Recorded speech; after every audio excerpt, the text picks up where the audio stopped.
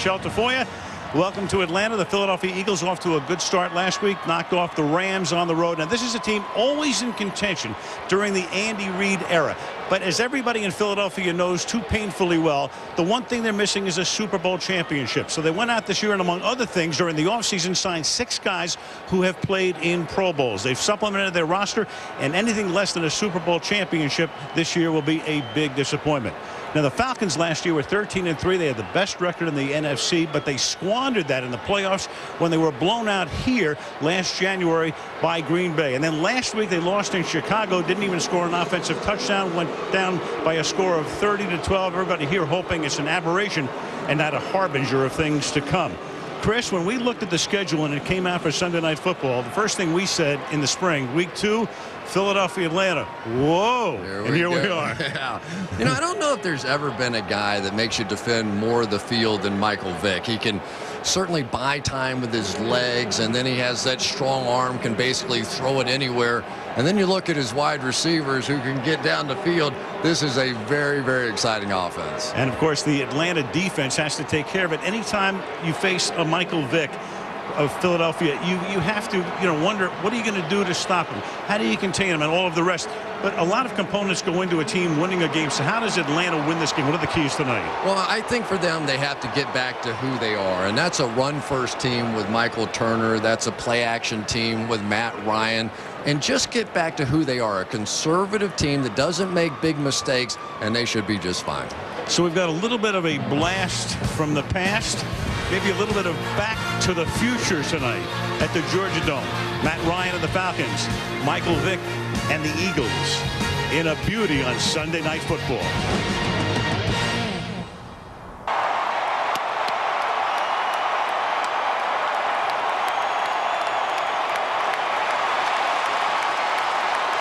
Samuel L. Jackson in the middle of the field telling the crowd to rise up. Michelle Tafoya down in the field. You must feel like you're in the middle of a revival meeting, Michelle. It's unbelievable down here, Al. That rise up mantra was created last season to get Falcons fans to rise up and unite around their team. But for whom will they rise up tonight? Will it be the hometown Falcons, or will it be the guy who is as popular an athlete as this town has ever seen, now Philadelphia quarterback Michael Vick? Now, Vick told us he'd come onto the field in the pregame with his helmet on and his head on a swivel in case tomatoes were thrown his way. And he did get a round of boos when he came out in uniform for pregame warm-ups. But he also knew he'd have plenty of fans here tonight. To have an opportunity to go out and see, number 7 jerseys, whether they're green or red, it's going to mean a lot to me. And, just to come back to a place where I once played, is special. Now, Vick told us he is ready to go, quote, full tilt tonight. He is excited and focused, and it will take focus to win here. The Falcons have the 2nd best home record in the NFL since the arrival of head coach Mike Smith.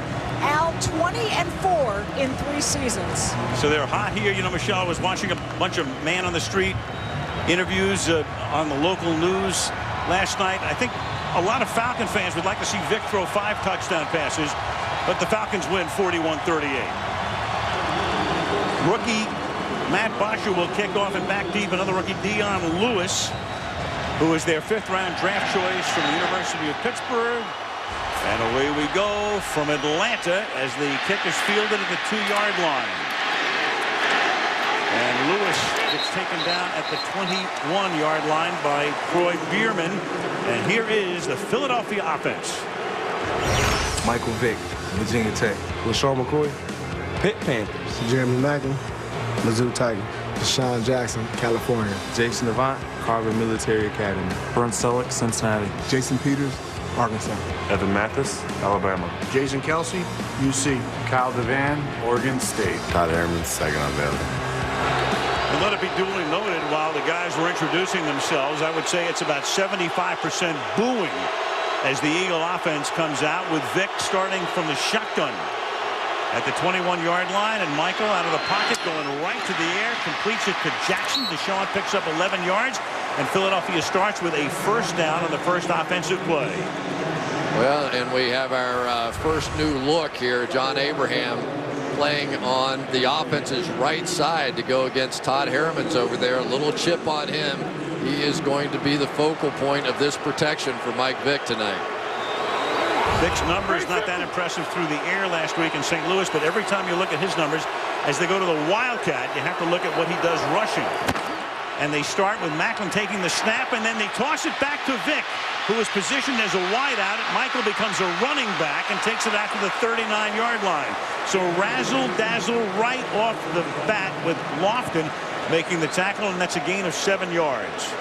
Well, let's just say there aren't a lot of quarterbacks in the NFL that could have gotten out of this mess. They go a little flea flicker play here. Absolutely nothing there. Completely covered. So he takes a broken play and almost picks up the first down. There's really nothing down the field. Deshaun Jackson there. Jeremy Macklin on the other side. Jackson never even looked back for it. Macklin gave it to McCoy, then to Vick. Second down and 3. And they give it to McCoy. He had a big fourth quarter last week in St. Louis. It'll be 3rd and 1. Let's take a look at that Atlanta D. John Ingram, South Carolina. Corey Peters, Kentucky. Parade Jerry, University of South Panola. Ray Edwards, Purdue. Stephen Nicholas, University of South Florida. Curtis Lofton, Oklahoma. Sean Weatherspoon, MIZ-ZOU. Brent Grimes, Shippensburg University. William Moore, University of Missouri. James Sanders, Fresno State. Dante Robinson, South Carolina. One guy who's hurt and not playing tonight, Jonathan Babineau, their defensive tackle, and that could be big before the night is done. 3rd down and 1, and the handoff goes to McCoy. He gets tackled in the backfield. LaShawn McCoy taken down by Sean Witherspoon. He was their #1 draft choice out of the University of Missouri last year. Right here, Clay Harbor comes down for the trap, and for some reason, LaShawn McCoy cuts the other side of it. You can't go there. There's nothing to that side. He was supposed to go just off of that trap, went to the wrong side of it, and ended up losing yardage. So Witherspoon makes it a 4th down, and the rookie punter, Chaz Henry to Eric Weems, good run back man, but has no opportunity here. Fair catch called for at the 11-yard line. Let's take a look at the Atlanta starters. Matt Ryan, Boston College. Michael Turner, Northern Illinois. Ovi Mahaley, the Wake Forest University. Julio Jones, Alabama. Roddy White, Alabama, Birmingham. I'm Tony Gonzalez, University of California. Sam Baker, Southern California. Justin Blaylock, Texas at Austin. Joe Hawley, UNLV. Garrett Reynolds, University of North Carolina. Tyson Clabo, Wake Forest. Paulie, the man in the middle, taking over for Todd McClure, who is injured. So Matt Ryan, they had 3 turnovers last week, but Ryan 20-2 during the regular season at home. Starts with Turner and Mahaley in the backfield. They like to use the fullback a lot. And they give it to Turner, and Turner exploits a big hole over the right side. He gets out to the 19-yard line. That's a gain of 8. It'll be 2nd down and 2. Well, this is the easiest game to figure out all season long. There's no doubt that if the Eagles have a weakness defensively, it's going to be stopping the run with Casey Matthews, a young linebacker in there. And if the Falcons do something really well, it's pounded in there with Michael Turner. They are going to test the Eagles tonight. And that Eagle defensive line leaves some pretty good-sized gaps. 2nd down and 2. And again, big hole through the middle. And exploiting that gap was Michael Turner. So he's carried the ball twice on the opening drive for a total of 23 yards. That's worth 15. 1st down. Boy, Tony Gonzalez, who's really known more as a pass receiver. Look at this block. They come across with Justin Blaylock on the trap.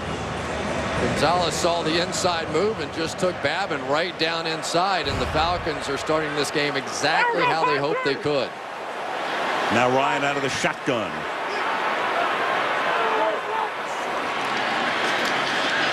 In the pocket.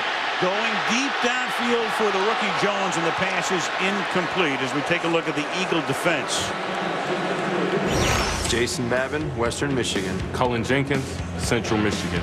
Mike Patterson, Southern California. Trent Cole, Cincinnati. Jamar Chaney, Mississippi State. Casey Matthews, University of Oregon. Moses Foku, Maryland. Asante Samuel, UCF Knights. Jared Page, UCLA. Kurt Coleman, the Ohio State. Nnamdi Asamoah, Narbonne High School, UC Berkeley. And it'll be 2nd down and 10. Asamoah was the primary free agent Before the season started, after the lockout, everybody went after him, in particular the Jets and Dallas, and in Philadelphia shepherded him away. On 2nd and 10, they give it to the up back, and it's Turner playing in that spot there. And Cullen Jenkins, one of the new Eagles, a guy who comes over from Green Bay, great career with the Packers, 8th year in the league, makes the stop. Watch the trap block effort this time, coming back inside by Reggie Kelly, and he just misses Cullen Jenkins, goes right by him. Jenkins, I tell you what, he was with the Packers last year, had a few injury issues. Watching him on tape already this season, he looks quicker and stronger than I've seen him in a while. Big pickup. From the 32, 3rd and 12 out of the gun. A ton of time, and that pass is caught by Julio Jones. They traded up 21 spots in the draft to get the 6'3", 220-pound rookie from Alabama. And he picks up 15 yards here. Trent Cole just misses on this pass rush against Sam Baker. Almost gets Ryan's arm. But for Julio Jones, this is a big guy. We were out there on the practice field with him, and he is an impressive young man. And that is Cullen Jenkins, who is down for the injury timeout.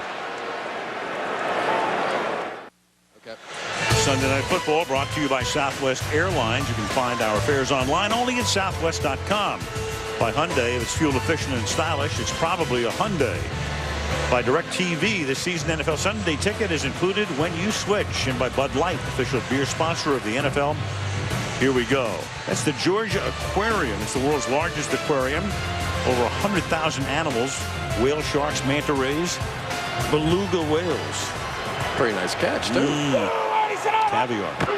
From the 47-yard line on 1st down after Jenkins goes to the sideline. Michael Turner to the 49. One of the switches the Eagles made in the offseason shocked everybody. Juan Castillo had been their offensive line coach. They made him the defensive coordinator. He always wanted to go to the defensive side. So 17 years as an Eagles assistant, which predates Andy Reid. He goes to the other side of the ball. Of course, Jim Johnson was their great defensive coordinator for years and died 2 years ago. Sean McDermott took over for 2 years, and now it's up to Castillo. 2nd and 6.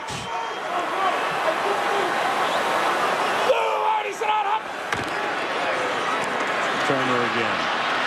You know, Chris, last night we were talking to Reid, so I said, well, what did Castillo say? He's a defensive coordinator. His first ever play is last week, and Steven Jackson runs 47 yards for a touchdown. He said, Andy, it's good. It's okay. Everything's going to be okay. It's going to be okay. And he was right because they didn't score another touchdown. He absolutely was right. But we also learned that the only reason that they were able to move Juan Castillo was because they came up with Howard Mudd as the offensive line coach. Andy was not going to take Castillo away from that offensive line until he figured out that Howard Mudd was available. Jenkins is back in the game. Look at that spacing through the middle there, but it's a passing down. And forget how much spacing there was, because here comes Jenkins, and I'll say he got back into the game.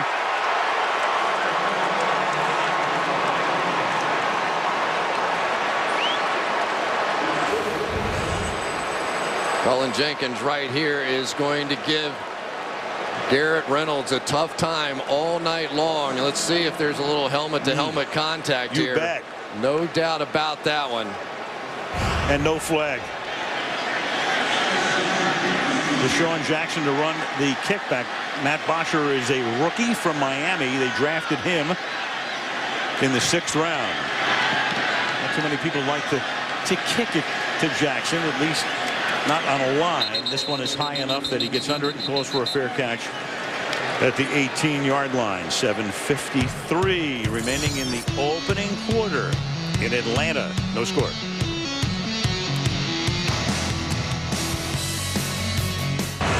Michael Vick last week in St. Louis told us, he said, I thought I could have done a lot better. There were his numbers. Rushing, he would have had 100. He was at 100 rushing yards, and then the game ended with 3 kneel downs. He lost 1 on each, so he winds up with 97 net. And he starts this drive, Philadelphia's second, from the 19-yard line. Blitz coming. He can expect it, but he's going to roll and then throw, and Jackson makes the catch, but he's out of bounds. Incomplete, 2nd down. And, you know, I think what Michael was so frustrated with was his inability to pick up the blitz reads. It's something he's been working very hard on, along with Marty Morningwig, and he felt like he was just doing it great in practice, and then he got in the game and he reverted to form. You know, he started running around. Well, they don't want him running that much. They want him to survive this season, and so the focus tonight is don't let the blitz beat us. Remember last year he missed 4 games with cracked ribs, incurred in the Redskin game in October. 2nd down and 10. And Vick throws, and that's caught up at the 21-yard line by Brent Selleck, the tight end. He's tackled by Sean Weatherspoon, and it will be 3rd and 8.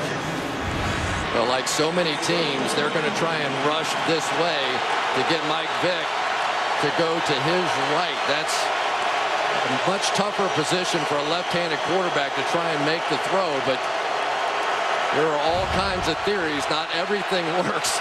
I've heard them all, but Brian Van Gorder is going to try and mix it up tonight. They think they have to be multiple. Eagles send Macklin and Jackson to the same side of the field. 3rd and 8. Almost jumped offside. Vick steps up, guns it over the middle, and the pass is incomplete. So the secondary does its job. That was intended for Jason Avant. Pressure put on by Kelvin Hayden. Vick looked around for a flag and doesn't get one, and it's 4th down. And now that's really the best theory. If you're going to play against Michael Vick, you want him to throw from the pocket. Not that he can't do that. He certainly can. But of all the options, that one's probably the easiest to handle. 4th down now, and one of 2 rookie kickers, Chaz Henry, the field goal kicker, also a rookie.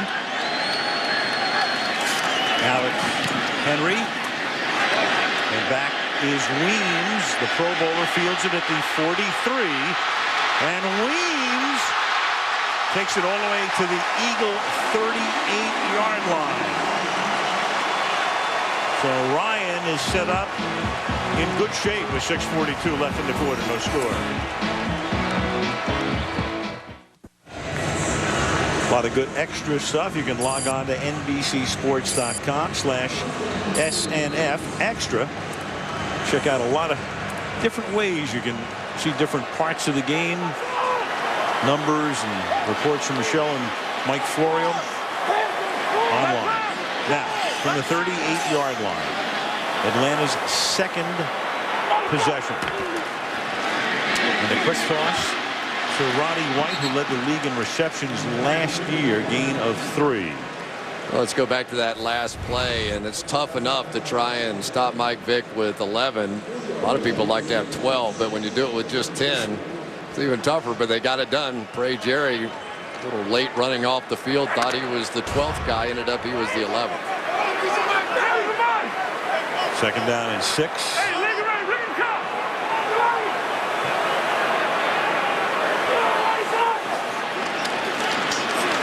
Four-man rush. Ryan to the outside, has an open man, and that's Tony Gonzalez.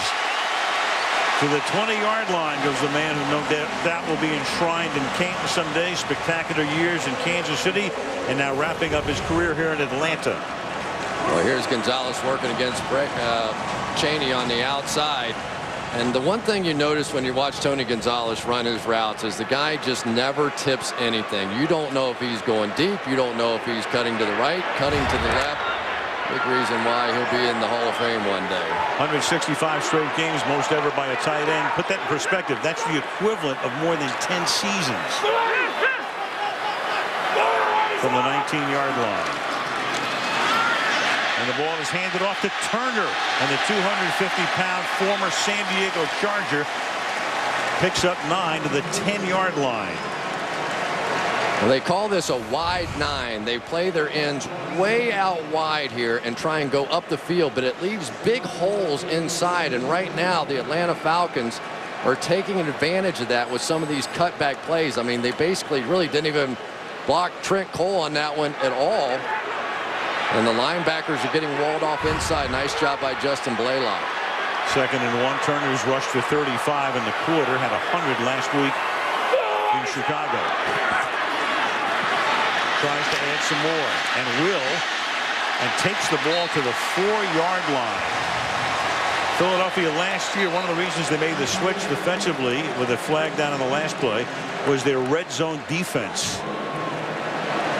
First call of the night coming from Carl Cheffers. And Atlanta indicating it's against Philadelphia. Personal foul, number 97. Defense, half the distance for the goal. First down. Cullen Jenkins is going to take the ball to the 2-yard line.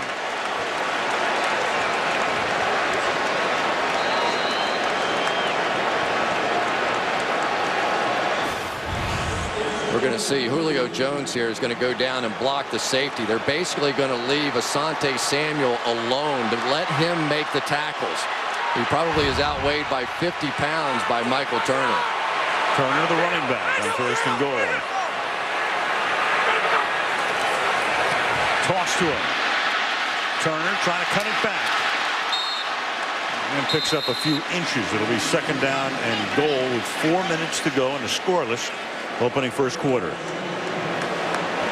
Well, you could see it there again. They're just trying to isolate Asante Samuel on the outside and just force him to make the play. At least that time he was able to undercut the offensive lineman and get it turned back inside.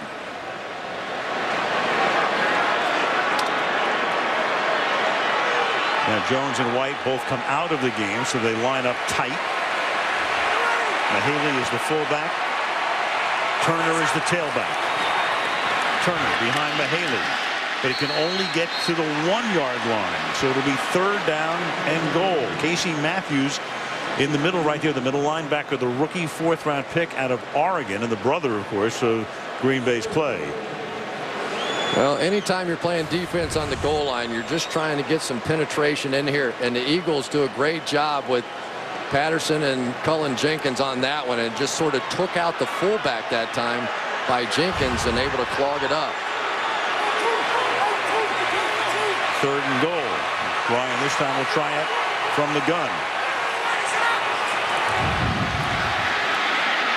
Over the middle, back of the end zone. It is caught by Roddy White for the touchdown.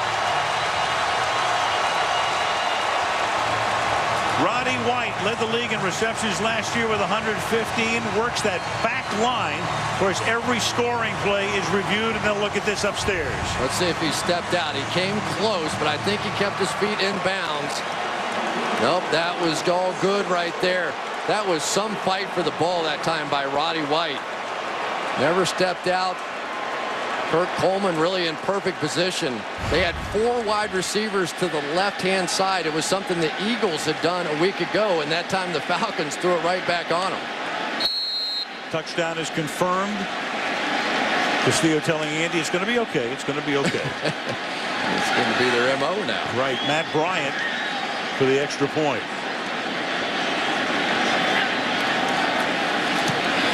And so the Falcons are able to exploit good field position. They started from the 38, 4 rushes, 3 passes.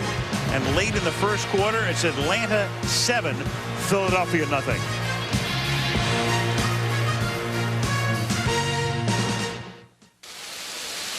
There is often one moment in every game that changes everything. NFL Turning Point, an all-new weekly series produced by NFL Films. You can watch it Thursday nights. It's a really good show on Versus. Turning Point Thursday.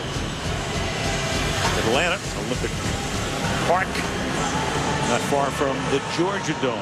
Atlanta, the host city of the '96 Summer Olympics. And that kick is fielded by Dion Lewis, 4 yards in. Good coverage by the Falcons. Vick and his group going back to work from the 15. Michael Vick timeline back in 01, 10 years ago, #1 overall pick out of Virginia Tech. Had a spectacular night at Lambeau in the 02 playoffs, beating the Packers there. 3 times to the Pro Bowl, then rewarded in 05 with a contract valued at $130 million, and you know the rest. Pled guilty to federal dogfighting charges, sentenced to almost 2 years in prison, spent about a year and a half in prison, came out. Philadelphia signed him in 09 to be the backup to McNabb. He started last year as the backup to Kevin Cobb when Cobb got hurt on opening day. He took over. Michael got hurt, and he took over again when he was healthy, and now he just signed a mammoth new deal. As Vick throws over the middle, that quick flip of his to Jeremy Macklin. So effortless to the 36-yard line, like he's throwing darts. I tell you, that's exactly what they're looking for out of Mike Vick. That was a thing of beauty right there. Just sort of little flip of the wrist as you described it. But watch how effortless this is. And his arm gets in such incredible positions. I think everything in my elbow and shoulder would snap if my arm got all the way back, laid back there like that. Pretty nice throw. Gain of 20 on first down now. They're going to run a reverse, and this is Macklin going all the way back. And he's going to run out of room on the far sideline. He's taken down by Brent Grimes. The Eagles certainly have not been shy here early on. There's Arthur Blank, who had the decision to make initially what to do with Mike Vick. Well, he signed him, and then Michael said when we talked to him yesterday, and I think he told Bob Costas the same thing in our football night interview. He said, I love that man unconditionally. Second down and 9. The ball is at the 37-yard line. And a fake toss. And Ronnie Brown, the former Dolphin, another guy who has been to a Pro Bowl. I love that play. You don't see that. You used to see that like 30 years ago. That fake toss and then the handoff inside. I love that play. Never in a million years would you think that Ronnie Brown's going to get this ball, fake that toss, trap inside, down with Harriman's. That was cool. I tell you what, Marty Morningwig's got a few tricks up his sleeve already in this one. Ball at the 48-yard line, final minute of the opening quarter. They run a draw here, and McCoy is going to get taken down from behind. That's a nice tackle by the safety, William Moore, grabbing him from behind after a gain of 5. You know, LaShawn McCoy last week really didn't have a lot going until the fourth quarter, and then he sort of turned into Mariano Rivera and closed that game out against the Rams. But he is an explosive player. 78 catches a season ago, led the team in rushing and receptions. Not talked about a lot, but really a top-notch running back. They give him a break, and Dion Lewis, a rookie out of Pittsburgh, 5th-round pick, fake to him, off play action, pass caught, and that's going to be Deshaun Jackson for a first down. On what should be the final play of the quarter. They'll wind the clock as soon as it's set.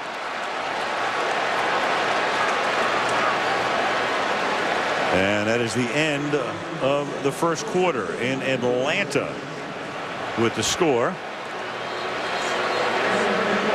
Atlanta 7 and Philadelphia nothing. NBC's Sunday Night Football continues after these messages.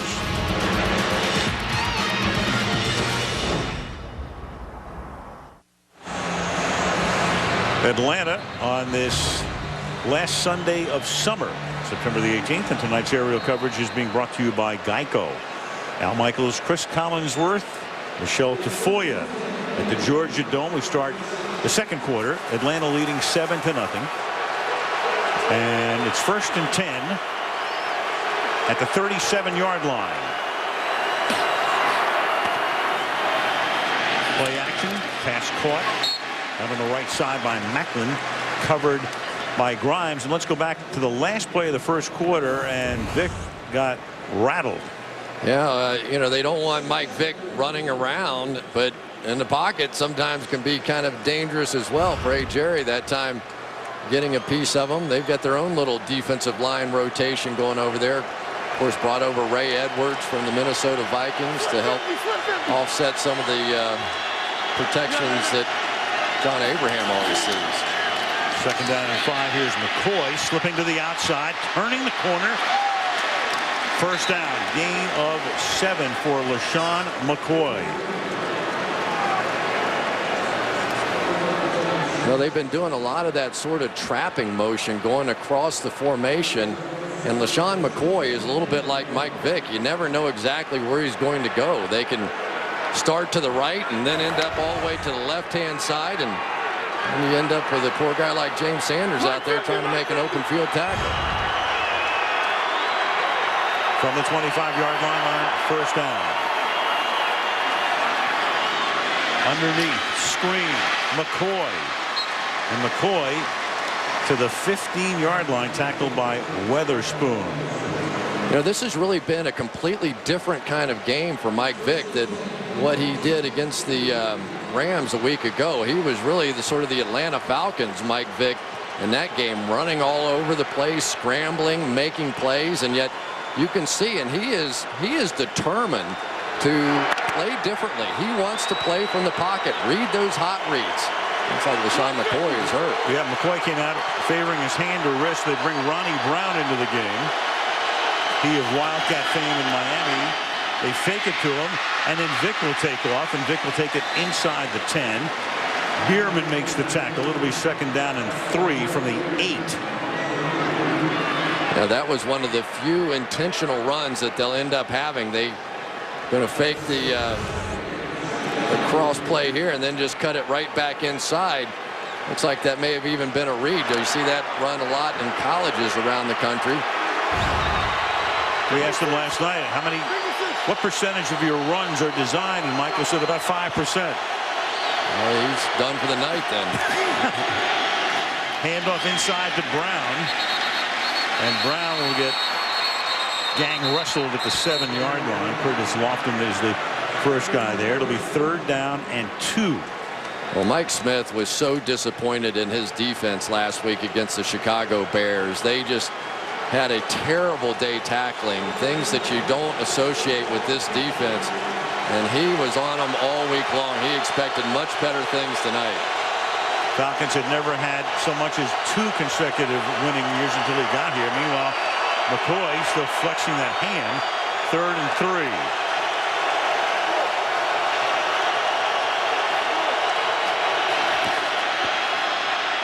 Flag is thrown, and Vick has that one dropped by Jackson. Flag down on the near side of the field at the line of scrimmage.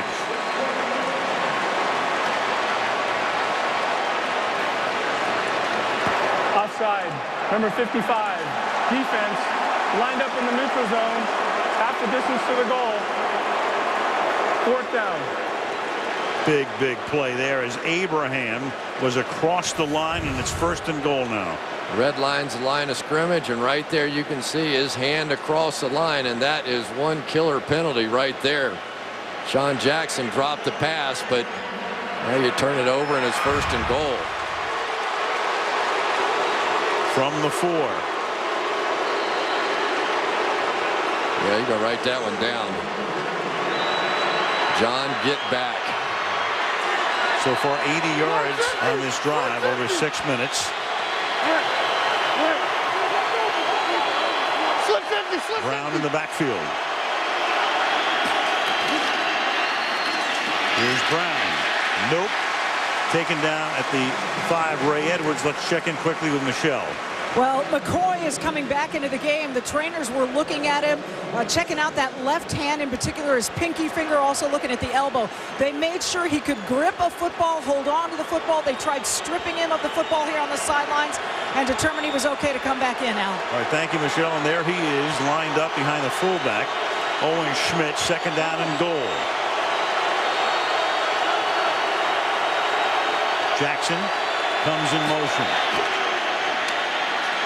Vick to the end zone. Caught. Macklin, touchdown. Jeremy Macklin, who had a number of huge medical issues in the offseason. They didn't know what was wrong. Turned out to be a virus, but he's 100% now and scores. Well, this is the power of Deshaun Jackson. When he goes up here, he draws all the coverage, and here comes Macklin. Not a soul on earth followed him. Double team on Jackson. Just an absolutely blown coverage, and now the offsides by John Abraham cost them at least 4 points. Alex Henry, rookie out of Nebraska, picked him in the 4th round. Great college kicker. Taking over for the longtime place kicker David Akers, now in San Francisco. And he ties the game. 10:54 remaining in the opening half. In Atlanta, 7-7.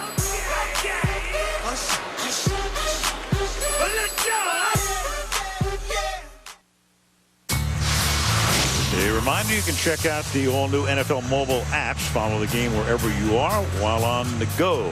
NFL.com/mobile. Atlanta. Georgia Dome's been around for 2 decades now. The old facility, game tied at 7. Henry to kick off, and that'll result in a touchback. Falcons will go to work from the 20-yard line early in the second quarter. 7-7.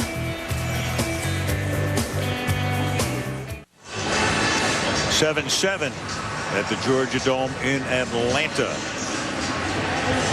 Mike Smith, he was the defensive coordinator at Jacksonville before getting this job, and that was a shock when he got it. It came out of nowhere in 2008. First down from the 20-yard line. Ryan, great ball handling, and then the pass is, I think, caught. It's the rookie Jones who somehow comes up with the ball, and he wasn't even tackled until after he had possession and got back up to the 47-yard line. So let's take a look at this again. That's the way it's ruled on the field. Atlanta doesn't want a challenge. It's 28 yards. It may have hit the ground. Will Philadelphia challenge this? Andy Reid has to do it in a hurry, and he does. Andy fires the flag out there. The Falcons knew that the ball hit the ground. The way they rushed up to the line, and Andy said, we got to take a look at this, and they're going to probably win this challenge. Well, it comes off Coleman right back to Julio Jones, who and it clearly hits the ground. Yeah, no question about that. Challenging the ruling on the field of a completed pass. We'll review the play. So Andy's going to win this challenge. Should be quick work for Sheffers over at the screen.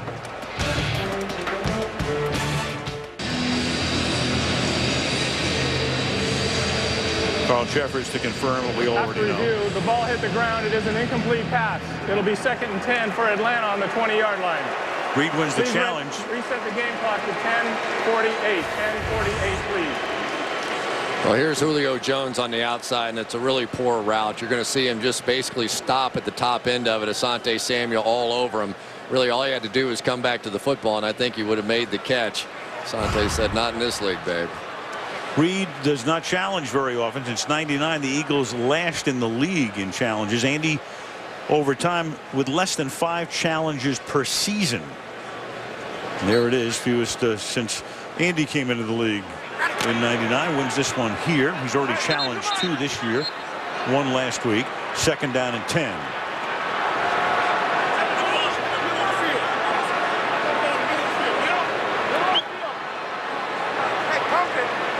And they want to move the ball to the center of the field between the hash marks.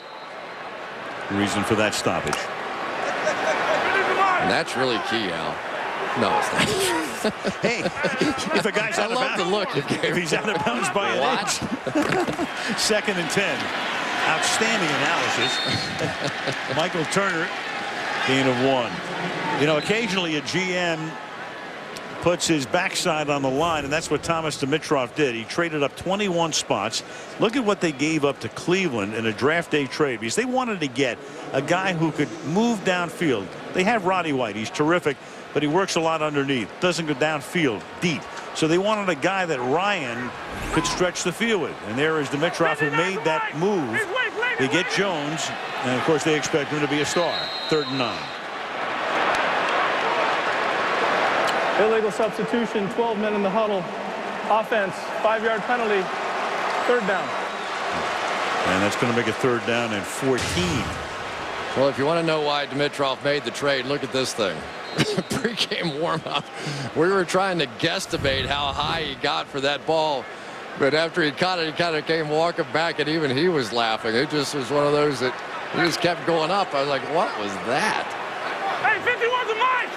His numbers last year in Tuscaloosa. 3rd down and 14. And the blitz coming. Ryan stepping up, throws, and it's incomplete. Intended for Jones, and he is drawing a crowd. Asamoah was on him that time. Had help as well. 4th and long. I tell you what, poor Julio Jones. He's getting some of the best corners in the league now. Nnamdi Asamoah on his side. Watch this coverage. If you're going to spend that much money for a corner, you better be able to cover like that. He had a couple of misses last week in the game against the Rams, but settling in this one. Bosher to punt.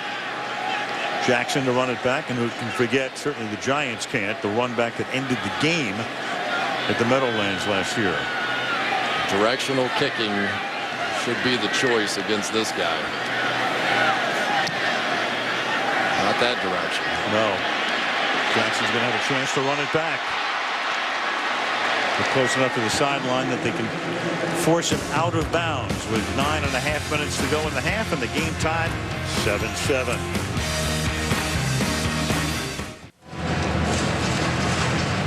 Mike Smith, and one reason he's had such success here, preaching the fundamentals and very few penalties and very few turnovers. The Falcons, last year, first team in the history of the league to go an entire year without having 2 turnovers or 6 penalties in any game. And then what happens in the postseason against Green Bay here? 7 penalties, 4 turnovers, got blown out by the Packers, and then 3 turnovers and 9 penalties last week. LaShawn McCoy is the running back here as the Eagle drive starts from the Atlanta 45. Vick on that diagonal roll and then throws over the middle, and the pass is broken up, intended for Jackson and broken up by Dante Robinson. And 2 of those certainly made an acquaintance last year, and both wound up on the ground with a concussion. Anytime you have somebody that runs 4-3, watch Mike Vick run this stretch play.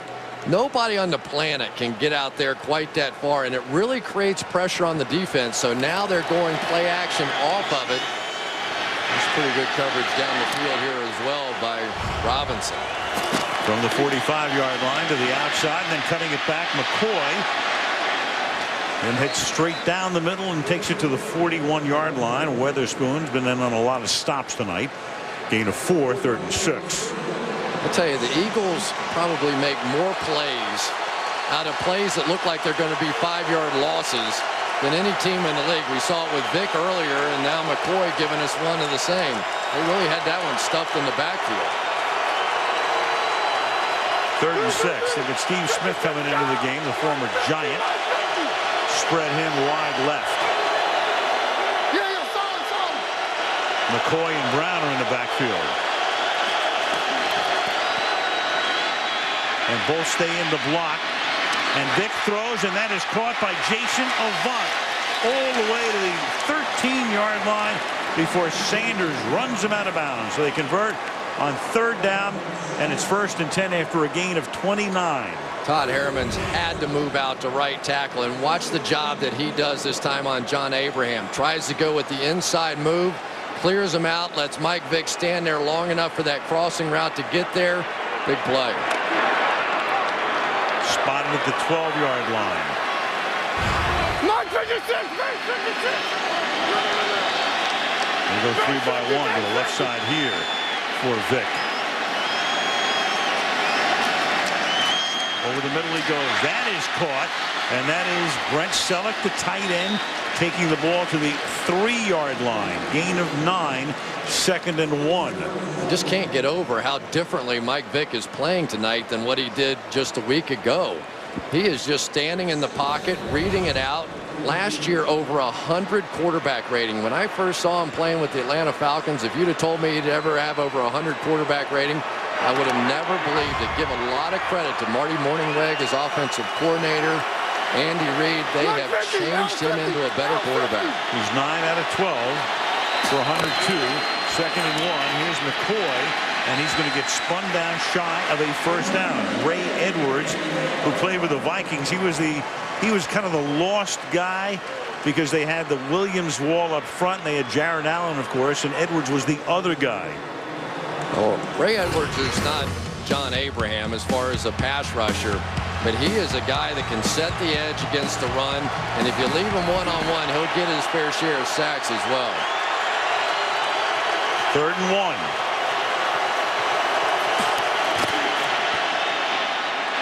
Vick pressure and escapes and throws, and it's knocked away and batted up in the air and volleyballed incomplete. Curtis Lofton, the middle linebacker, swatting it, and it's 4th down. There's no way to practice what you're going to see in the game. Watch Ray Edwards come up the field here and basically has Mike Vick dead to rights. Anybody but Mike Vick dead to rights. And then the Falcons almost came up with a huge turnover.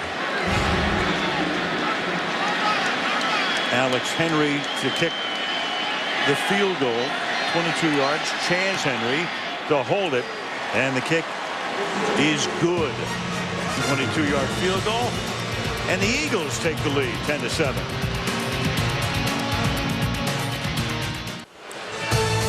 Sunday Night Football brought to you by Papa John's, the official pizza sponsor of the NFL. By Mercedes-Benz, experience truly great engineering today at your authorized dealer.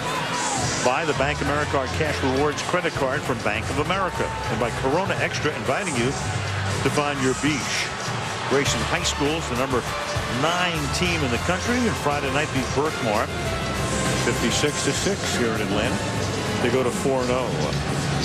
Nothing better than high school football. Love it.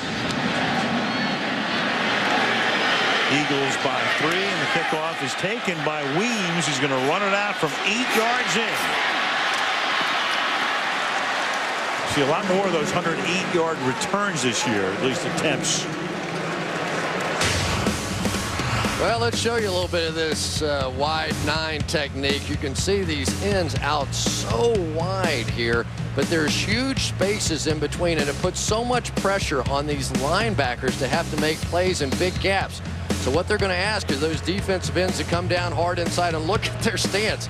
They're just looking at the ball. They know they're going to draw a straight line into that offensive tackle and try and cram him back inside. There's no finesse to this whatsoever. They are just going to attack the tackles. Usain Bolt should talk to Babbitt about coming out of the starting blocks. He looks like he's running the 100-meter dash in the Olympics as Michael Turner takes it up to the 30-yard line for a gain of a couple. And this is what the Eagles did not do well last week. Yeah, they would come on this direct line, but then they didn't get off and make plays on the run. So then you get the big hit there on Baker. Now come off and make the play.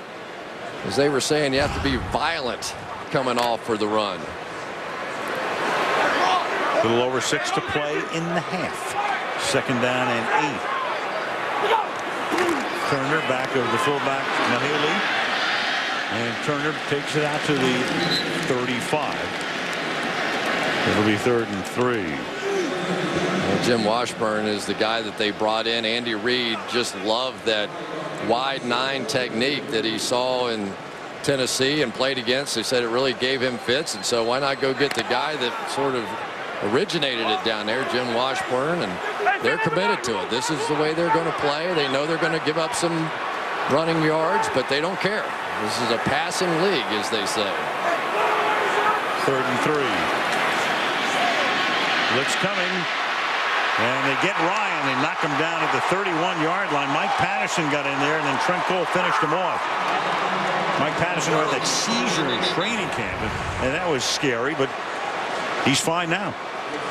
Well, Patterson's going to get the assist, but Trent Cole is going to hang with it here. He was pretty well blocked by Sam Baker, but when Patterson got a little piece of the jersey of Matt Ryan, it's just enough for Trent Cole to get back. I tell you, this defense, after giving up some runs early, they just like they did last week, they've gotten better as they've gone along. They've got Macklin back there instead of Jackson to run this back.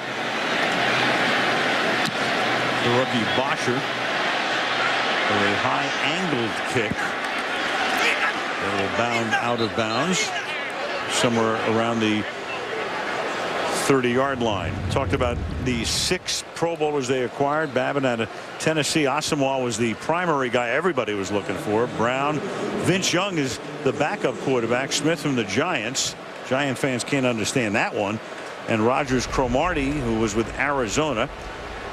And no non-expansion team has had 6 former All-Stars 31 or younger. That's important. There's Jeffrey Lurie with Christina Lurie, and they went out, and he said, one of the things he said was, hey, look, we know how good Green Bay was. They beat us in the playoffs, and they did it with a lot of injuries, and those guys were coming back. We had to upgrade the talent. All right, Ryan Grant, Jermichael Finley was coming back off a team that had already beaten them in the playoffs, so he said, we've got to go get better. False start, number Penalty 71. here. False start. 5-yard penalty. 1st down. You know what I find amazing about Philadelphia? Asamoah's out there. I mean, Oakland doesn't have that many high-priced guys, but they can't sign them. And then Philadelphia figures out a way through Joe Banner and Howie Roseman, the general manager, to work that salary cap like no team I can think of recently. Well, and the other thing was they kept him away from the Dallas Cowboys. You know, the Cowboys certainly hurting for a cornerback, and they basically out outbid them for Nnamdi Asomugha. 1st and 15. And that play clock runs out. So you've got back-to-back penalties. And it'll be 1st and 20. First charge timeout, Philadelphia. A 30-second timeout. Well, they got it before the delay. They called the timeout. You know, and that wasn't the only guy, Nnamdi. You know, they do a preemptive strike on Steve Smith, too. So they basically have hurt the teams in their division by signing some of these guys, too. Well, I've heard fans say, wait a second, why can't our team, way under the salary cap, get these guys? And Philadelphia, with a ton of high-priced people, are able to go out and do it. Pretty good. They were indeed, and Deshaun Jackson may have been the only guy rolling his eyes a little bit. He was trying to get a new contract, and he kept seeing everybody else get signed. Right. The quarterback comparison tonight, only 7 attempts for Matt Ryan. And the pressure. You know, Matt Ryan has been under pressure all night long. This is a pass defense team. That is where they're going to hang their hat. And you've seen it tonight both with the coverage and the pass rush. 1st and 15. Vick fires it over the middle, juggle, caught, and that's Selleck to the 50-yard line. Those who own Selleck in fantasy leagues, they were worried, uh-oh, he's going to come up gimpy here. He picks up 24 yards. I was going to say that he figured to be a little less a part of this offense, but he's already caught 3 tonight. Now he's down for an injury timeout. What an incredible throw this is from Mike Vick. Watch the pressure. He's going to get hit right in the knees. Still has the arm strength to get this thing off. And just as good a catch on the other side with Selleck. One-hander down the middle of the field and takes a shot. It's Vance Walker who goes into the lower body of Vick. I didn't think it was at the knees, though. I thought it was a good no call. It was much more around the hip thigh area. And here's a big weapon for the Eagles down. It was Dante Robinson with the hit on Selleck. So Selleck, an outstanding tight end. Let's take a look at this one. Contact up around the hip area. Certainly a dangerous play. They're going to call that one occasionally, but I thought that was the proper call, a no call on that one. And Selleck able to get off under his own power as he goes to the sideline. The backup tight end for Philadelphia's Clay Harbor. And they wind the clock with 4.5 now to go in the half, and it's a 1st down at the 49-yard line.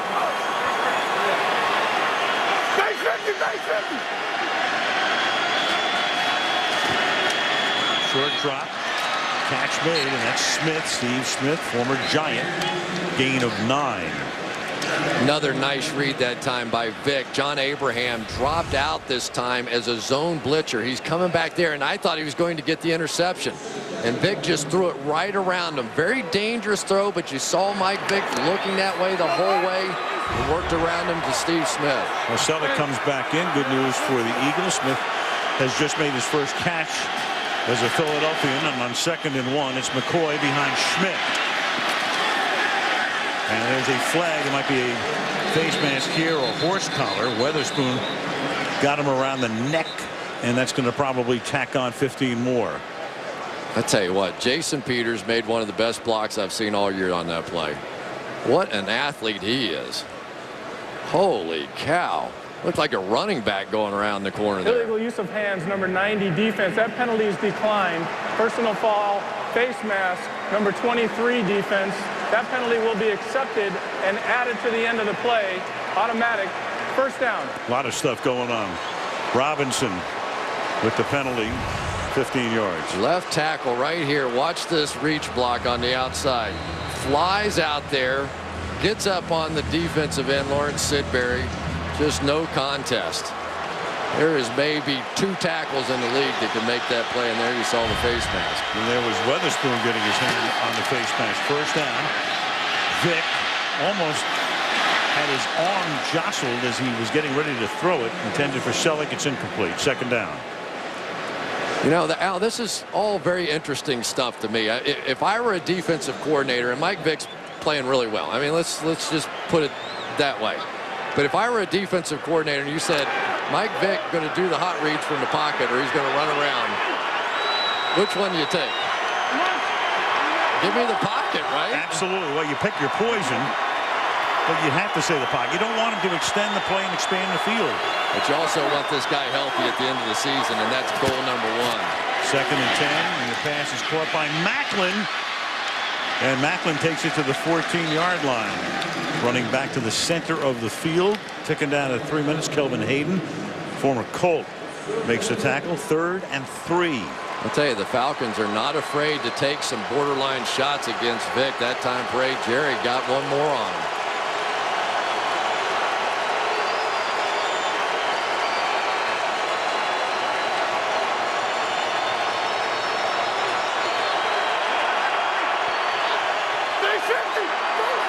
Riley Cooper wide left. They've got Smith wide to the right.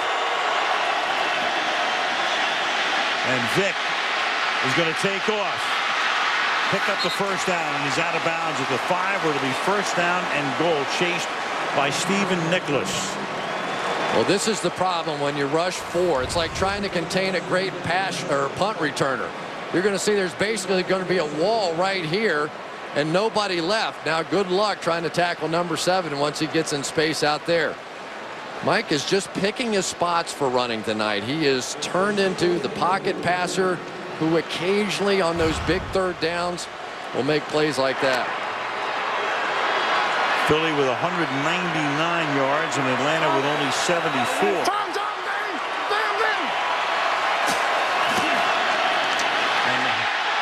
Handoff, losing the football, and it's picked up by Ray Edwards. And Edwards is being chased from behind by Jackson, and he's going to save a touchdown at the 21-yard line. But that was Parade Jerry at the 2-minute warning who was able to create the fumble. So Philly looks like they're going in for a touchdown, and at the 2-minute warning, Atlanta's almost in the red zone.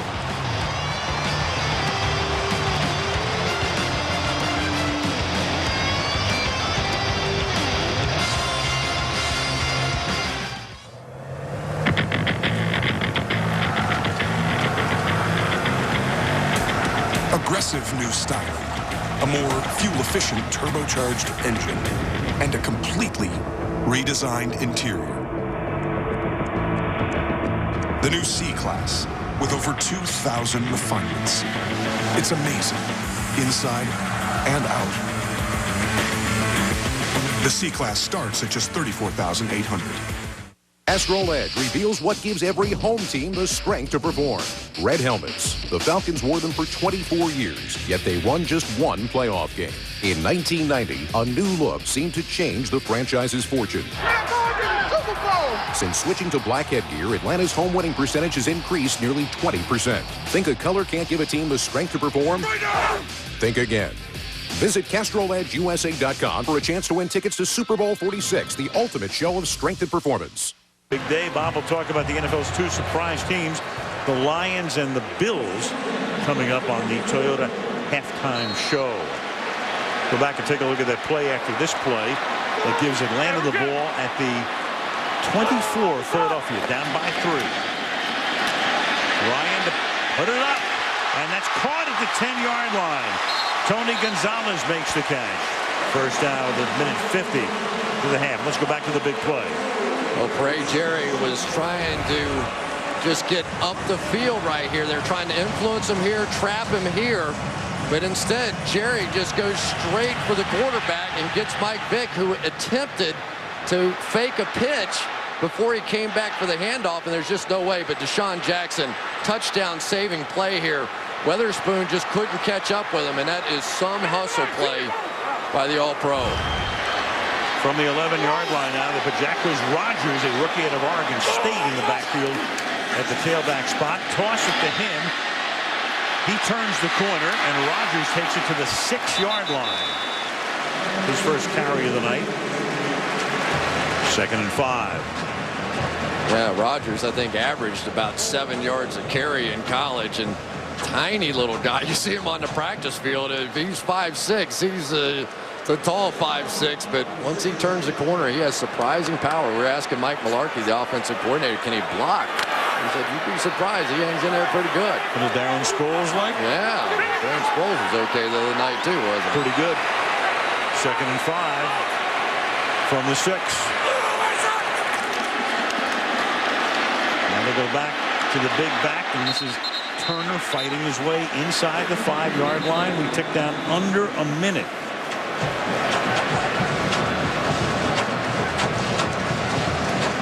Atlanta has all of its timeouts. Back to the Vick fumble again. Well, this all is predicated upon the idea that you can influence out Pray Jerry. But Jerry was having none of it, and he just came flying up towards Mike Vick. And so that whole fake pitch was just too much time. He got there too quickly. Falcons have taken their first timeout with 50 ticks on the clock. 64-yard return by Edwards. And you saw Jason Peters there talking to Mike Vick saying, what happened? I didn't have a chance to get there. 3rd and 3. What's your call? Come on, you're coaching high school football. Yeah, I don't get to call that many of them, but you know, I think in this situation you've got to take a chance. You've got big, powerful receivers on the outside, and in my opinion, you let one of them try and go up and make a play. That's the reason you go spend all that money on those guys. What about Gonzalez? Pretty good down there too. Yep. Looks like more of a zone, not man down here though. 3rd and 3. And he goes for Gonzalez. Does he stay in? Yes, he does. Touchdown for Tony Gonzalez.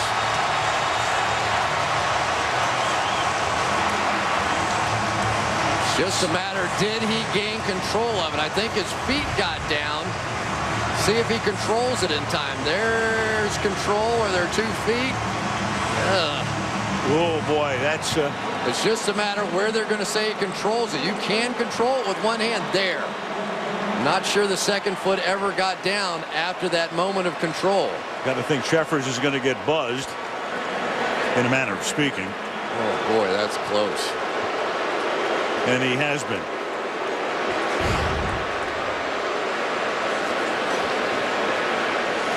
So Gonzalez, I think everybody remembers Tony, or you know now if you follow football, great basketball player, 6'5", he can go up and get it, and he went up and got that one. But the question is, with both feet down and possession.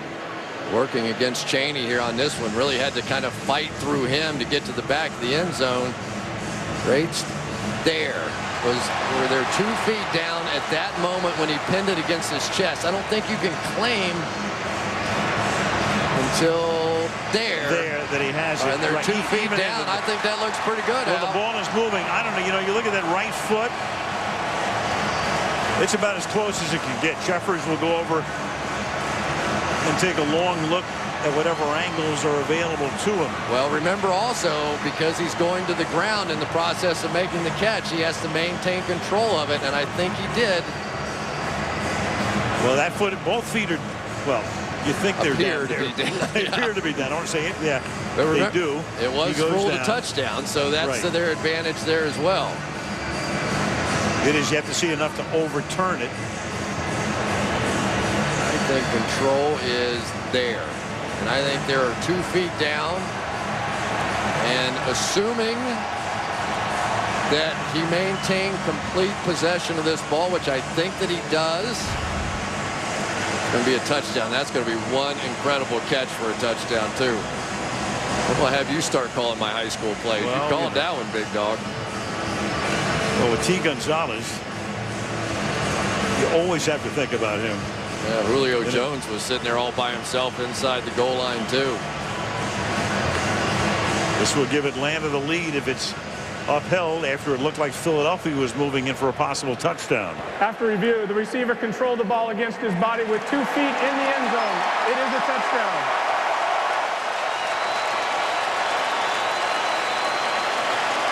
A remarkable turn of events. The fumble, Jackson with a touchdown saving tackle, but then Ryan is able to take him in by hitting Gonzalez, and now Matt Bryant to kick the extra point. And the Eagles turned their game around last week with a play just like it from their defense, and now they have one go against them. 44 seconds remaining in the opening half. 14-10 Atlanta. Premier Week is here. Don't miss NBC's new drama series, Prime Suspect, starring Maria Bello. Premieres Thursday. Maria Bello is from the Philadelphia area, and she really is a huge Eagles fan. She's not happy at the moment. But good luck on Prime Suspect. Speaking of being an Eagles fan, Matt Ryan grew up in Philadelphia, went to school there. He grew up as a big Eagles fan. Spent a lot of time at the vet. Yeah, a lot of big plays in this one so far to put the Falcons in front.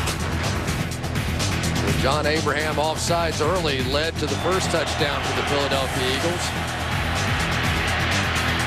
Then it was Jeremy Maclin sort of getting hidden in between, but Bray Jerry with the play of the game so far. And Tony Gonzalez and Matt Ryan made it stick. Gonzalez now has 89 career touchdown passes. He was in a tie with Don Maynard, former Jet, AFL star. 10th place all time. Of course, he's only like halfway or less to Jerry Rice. That record will stand for a while. The rookie Lewis, Dion Lewis, brings it back to the 22-yard line. So Tony Gonzalez, great career at Kansas City. 50 catches in 13 consecutive years. The question is, how much longer? Take a look at this. By the end of this season, if he can stay healthy, he's going to be second all time in receptions, only behind Jerry Rice.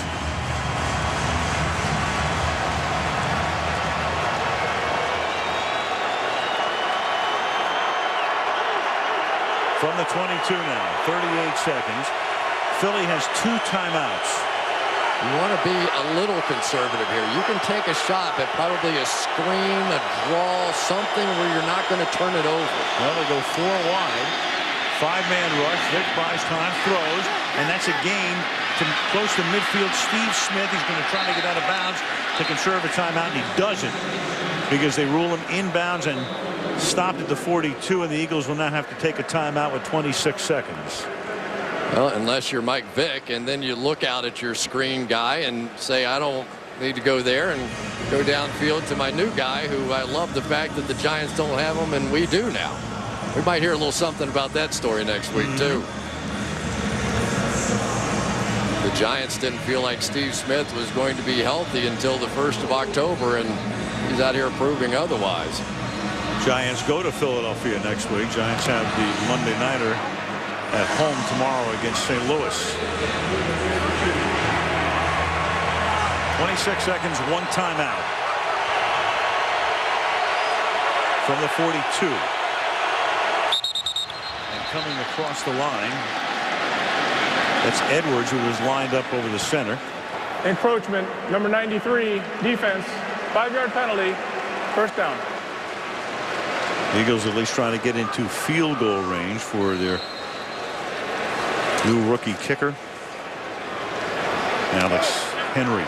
I'll tell you, this is one of those moments, Al, where if Mike Vick is going to run, this is a pretty good time for it. The Falcons, with a lot of guys back in coverage, should have some lanes. Only a 3-man rush, 8 back.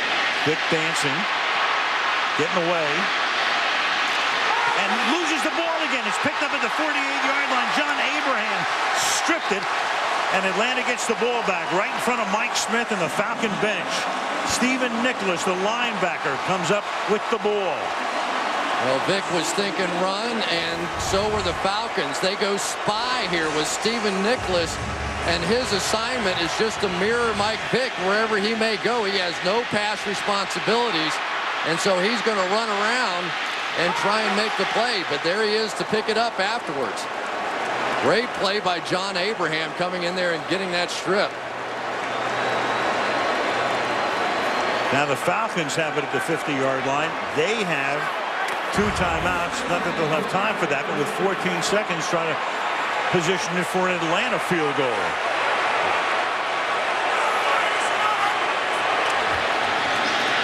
Philly sends 5. And they jostle Ryan, and that was Trent Cole who gets to him. Only takes 3 seconds off the clock. 11 seconds now.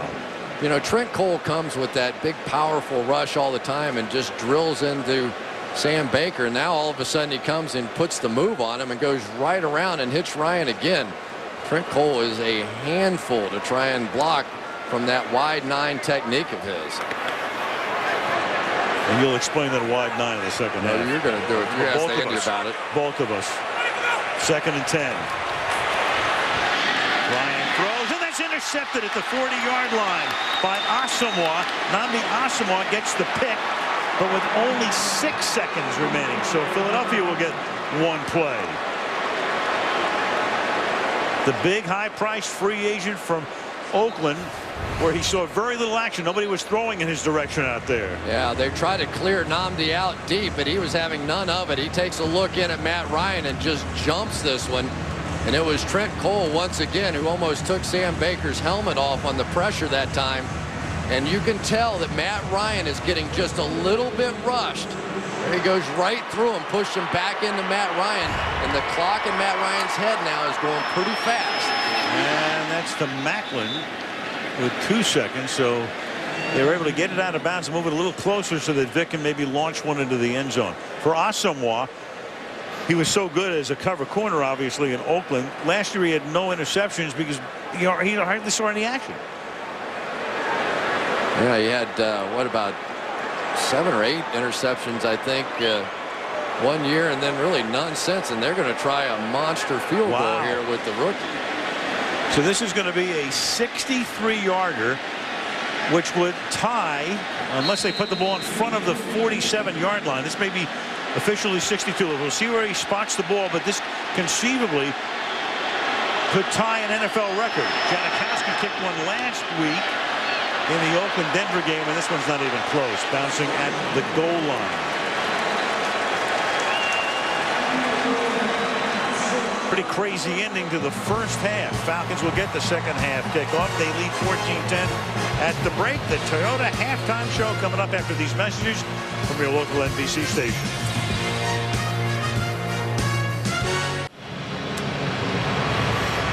Halftime, 14-10. Atlanta leading as we get ready to start the third quarter at the Georgia Dome. Well, now it's time for the first half analysis presented by Toyota. And it is a good opportunity now for the Atlanta Falcons with the lead to get back to what they did so well early, which is run against this wide 9 defense. That was a big touchdown by Tony Gonzalez, because now they can get back to what they had early in the first quarter, which is success just pounding it at this defense. There you go, a little analysis presented by Toyota. Something new. I like that. That was good. Now Michael's Chris Collinsworth, Michelle Tafoya. We start the second half with a touchback. And let's check in with Michelle. Well, Matt Ryan has only 53 passing yards here in this first half. Mike Smith told me at halftime they have got to protect him better, and he's got to get rid of the football quicker. But he told his team at halftime to play with the same energy he saw from them in the first half, and he said, we have got to make hay on this first drive on offense. Al. And we'll take a look and see what happens on this drive. If they can make a little bit of hay, Michelle, it's first down from the 20-yard line. Came out running the ball tonight. Let's see if they go back to that with Turner as the primary back. And Turner is going to get taken down in the backfield by Trent Cole. So Cole's able to penetrate. Loss of 1, second down and 11. Well, if you don't block Trent Cole, usually he's going to make a play. He's too fast off the backside, and you think because he's out there that wide that you don't have to block him, but you do. For Trent Cole, he is a guy that is absolutely relentless. They are waving in defensive linemen now, and I didn't get a chance to talk to him about it. I would imagine Trent Cole probably not too happy about it. He doesn't like to ever come out. He was a find in the 5th round back in 05. 7 stellar seasons along that Eagle defensive front. Ryan in the pocket, got jostled, gets sacked. And that's Jason Babin, the free agent from the Tennessee Titans, who comes in with a sack. So a loss of 1 on the first play, and then a sack on the second play. Yeah, you finally get Trent Cole blocked, and all of a sudden your best offensive lineman, Tyson Clabo, can't get Jason Babin blocked. And it's been that kind of night. And for really, when you're playing this Eagles team, you cannot give them those kinds of plays. They're only rushing 4 and having great success. This is a very different looking Eagles defense now. Having 2 sacks last week in St. Louis. 3rd and 15. And Ryan's going to be forced to take off. Slides to a stop 4 yards short of the first down. So a 3 and out. And they did not make hay, as Michelle was saying Mike Smith wanted to do on this first series. 3 and out, and Andy Reid's team will get the ball back. Yeah, just what the doctor ordered there for Andy Reid. Come out there, A, stop the run on first down, B, get a sack, and then get Matt Ryan running. That one doesn't scare you too much. They send Macklin back to receive the kick. The rookie Matt Bosher to send it down to him. Fair catch called for. And made it the 40-yard line.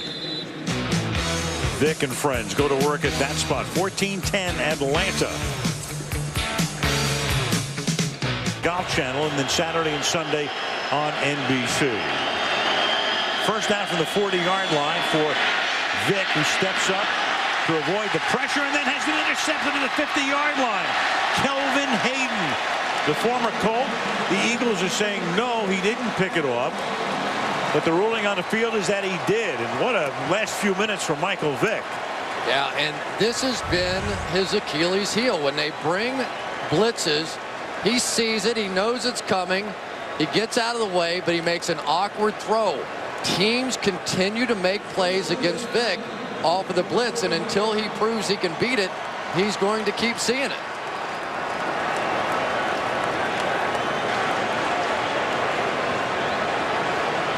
And Hayden going down, and there's nothing to overturn. The ruling on the field was good. No challenge. The ball is at the 49-yard line. And underneath, checking down, and he hits Turner inside the 30. He goes, still on his feet, inside the 20. And then Matthews goes all the way back down the field to wrestle him to the turf at the 17-yard line. Well, Moses Foku had a shot way up the field. And sometimes you get those quick change of possessions like that, and you're just not quite ready defensively. Just dump it down to Turner, and there's Foku, and you missed that tackle. It's a big play, and I tell you, the Falcons have just taken advantage of the Eagles' mistakes. The Eagles have way more yards in this game. Gain of 32. The ball is at the 17. Fake draw. Over the middle, that is caught. Gonzalez for the touchdown.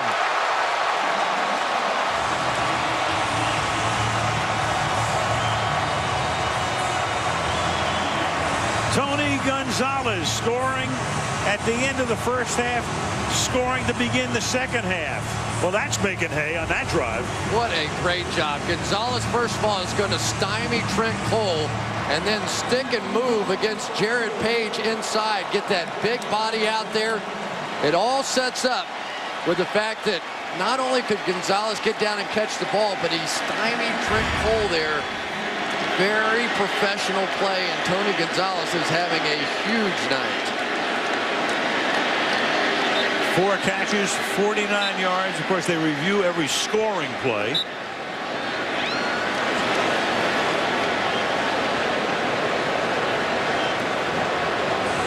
And Sheffers has been buzzed to come on over and take another look about whether Gonzalez got into the end zone or not. He's going to keep the football regardless.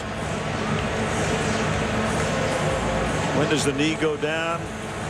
In the end zone. Yeah, I don't see any. I would return that. Possession. Clear. Wrestled down.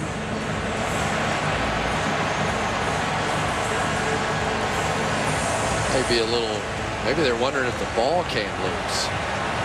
But it clearly did not, and it definitely did not before he crossed the goal line. And I'm not sure he was in the act of going to the ground as he made the catch anyway. So I'm not sure what, why you would buzz down on something like that. After review, the ruling on the field is confirmed. It is a touchdown. Yeah, Shepard's only had to take one quick look at it. I mean, that's one of those things where you wonder why he even buzzed to begin with. Well, you just wonder how much longer Tony Gonzalez can be at the top of his game. You know, you've been hearing rumors his yards per catch kind of have fallen over the last couple of years. Oh, he's losing a step, whatever. The guy is a playmaker, both blocking and tackling tonight, and receiving. Third extra point of the night for Matt Bryant. And the Atlanta Falcons have gone out to an 11-point lead early third quarter. Go back to that Kelvin Hayden interception.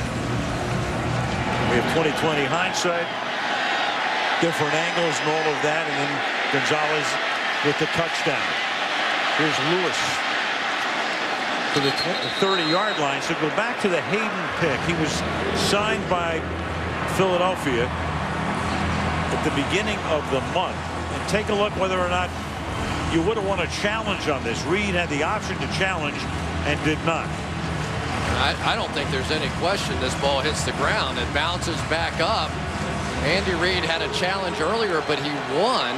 So he still had two in his possession and chose not to challenge that one, and it was expensive. From the 30-yard line on first down, they start on the ground with McCoy, and McCoy explodes over the left side for a gain of 23. Well, if you've watched enough of the Philadelphia Eagles, you know this is a long way from over. Once again, Jason Peters, watch what he's going to do here. Redirect one guy and then go get the linebacker. That's what made the play, no question about it. First down, 47-yard line. Jackson is not in the game. They're looking at his arm on the Philadelphia sideline. And Vick out of his tight formation finds his tight end Selleck to the 40-yard line, and we go to Michelle. Yeah, Rick Burkholder, the trainer for the Eagles, is sitting with Deshaun Jackson, and they're working on that left forearm. It looks almost like they're massaging a knot out of it. It's hard to tell what's going on, but this has been bothering Jackson since the end of the first half. And yeah, he's not taking the field, much to his chagrin now. No, not. That's one of the reasons that Macklin has returned the last couple of punts have been sent back there in Jackson's stead. Second down and 2. And with some tough running, it's McCoy breaking tackles, and LaShawn picks up a Philadelphia first down. You know, it's kind of interesting for the Atlanta Falcons defensively. The two guys that made that interception work, James Sanders on the blitz and Kelvin Hayden picking it off. Both guys signed right before the start of the season.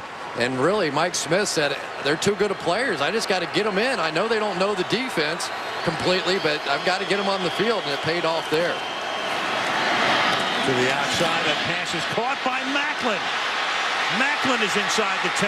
Down the sideline he goes, and that's a touchdown.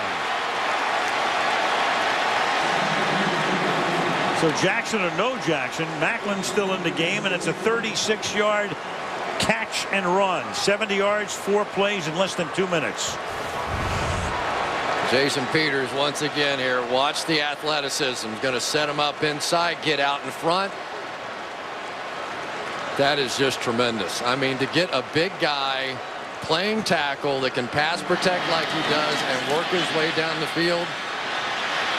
God didn't create many people like him. Yeah, Sanders saw that truck coming down the freeway at him. Man. Alex Henry for the point after. And so that Atlanta touchdown is quickly answered by an Eagle touchdown. And with exactly 10 minutes to go in the third quarter, shaping up as a beauty, 21-17 Falcons.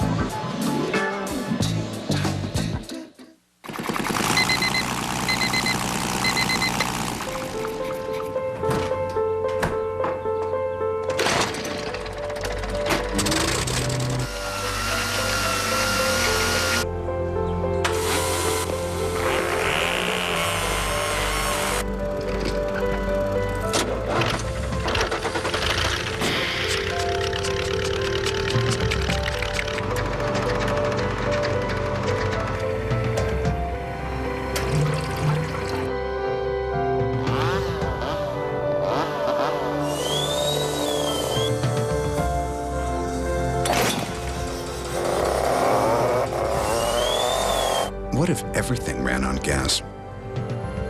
Then again, What if everything didn't? The 100% electric, zero-gas Nissan Leaf. Innovation for the planet. Innovation for all.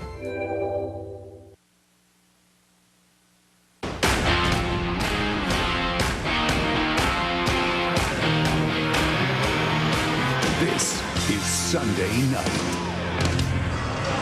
And on this Sunday night, Ryan ready to come back out on the field.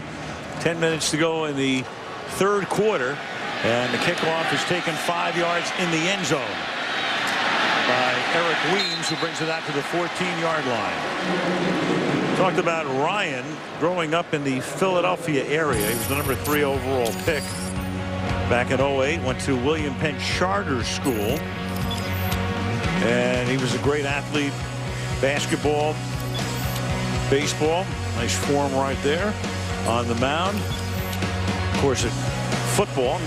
He was there when Andy Reid took over as the head coach of the Eagles back in 1999.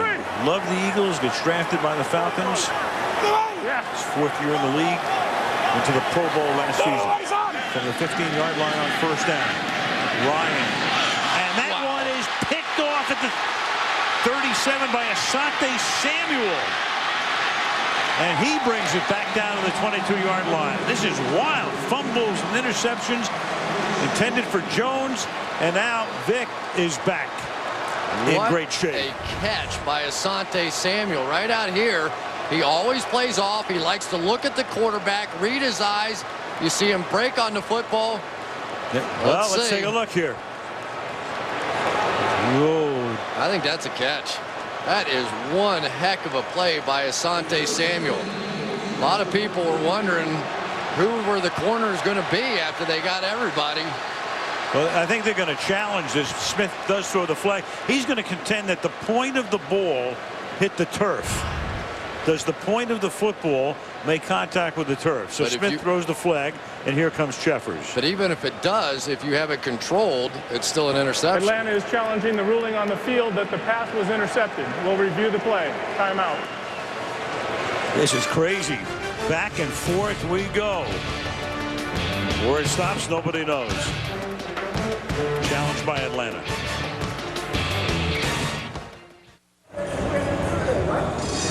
All kinds of stuff going on. There's Asante Samuel. He is going back to the locker room. We'll get that report. We're still waiting on the challenge here. Take a look at this. The question is, does it hit his arm or does it hit the ground? The point of the ball, if it's the arm, it's fine. If it hits the ground and it doesn't alter the control of it, then it still would be legal. If it alters control of it, then it would not be. After review, the ruling on the field stands. Atlanta will be charged with their first timeout. So Jeffers, very briefly, and I think part of it is even if the ball had touched the ground at that point, if it doesn't alter the control that Samuel had of it, it can't be overturned. If it alters control, it would have been. Yeah, and he said it stands and wasn't confirmed. It was just too close to call, basically. Right. So Samuel goes to the locker room, but offensively Jackson is back in. He's outside Macklin. Philly sets up at the 22-yard line. And they run a draw with McCoy, and he gets tackled by the ankles by Stephen Nicholas. One of the things that Andy Reid believes in is that you throw it early, try and grab a lead, and that you run it late when defenses get tired. It worked to perfection against the Rams a week ago. LaShawn McCoy averaged about 20 yards a carry in the fourth quarter of that one. One of those guys who gets stronger the later in the game it is. 2nd and 5. Swing it out to McCoy. And McCoy trying to juke his way past Lofton. Abraham, meanwhile, hit Vick as he got it away. And it will be 3rd down and 3 after a gain of 2 yards. Well, John Abraham now starting to get a little traction going, too, on the outside. Takes Harriman with that inside move, and the reason he's playing the left side, he said, I don't want Mike Vick to see me. He said, I can use my entire arsenal if I'm out of his vision. That time went to the inside move.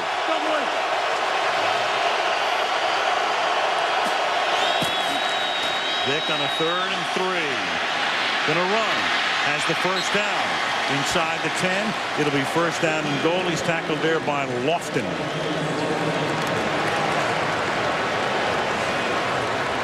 Well, when you get Mike Vick on the edge, all you need is a little double team action right here on the outside guy, and they stay all over Ray Edwards. And that's the second time tonight that Mike Vick on a 3rd and 3 has been able to pick it up with his legs. Vick has rushed 6 times for 25 yards.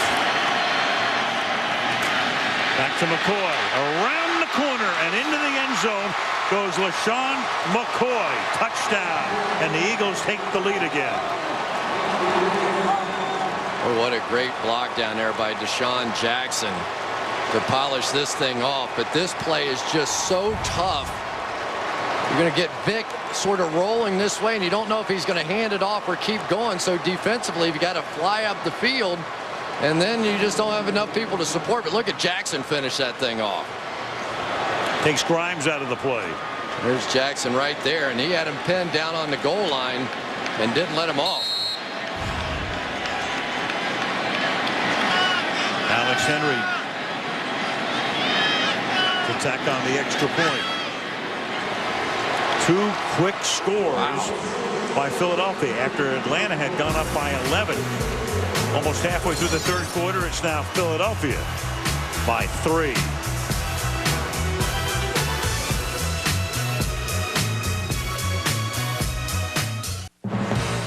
We go to Indianapolis for Sunday Night Football. The Steelers got back on track today, knocking off Seattle. Ben Roethlisberger got hurt in the first half, but came back into the game.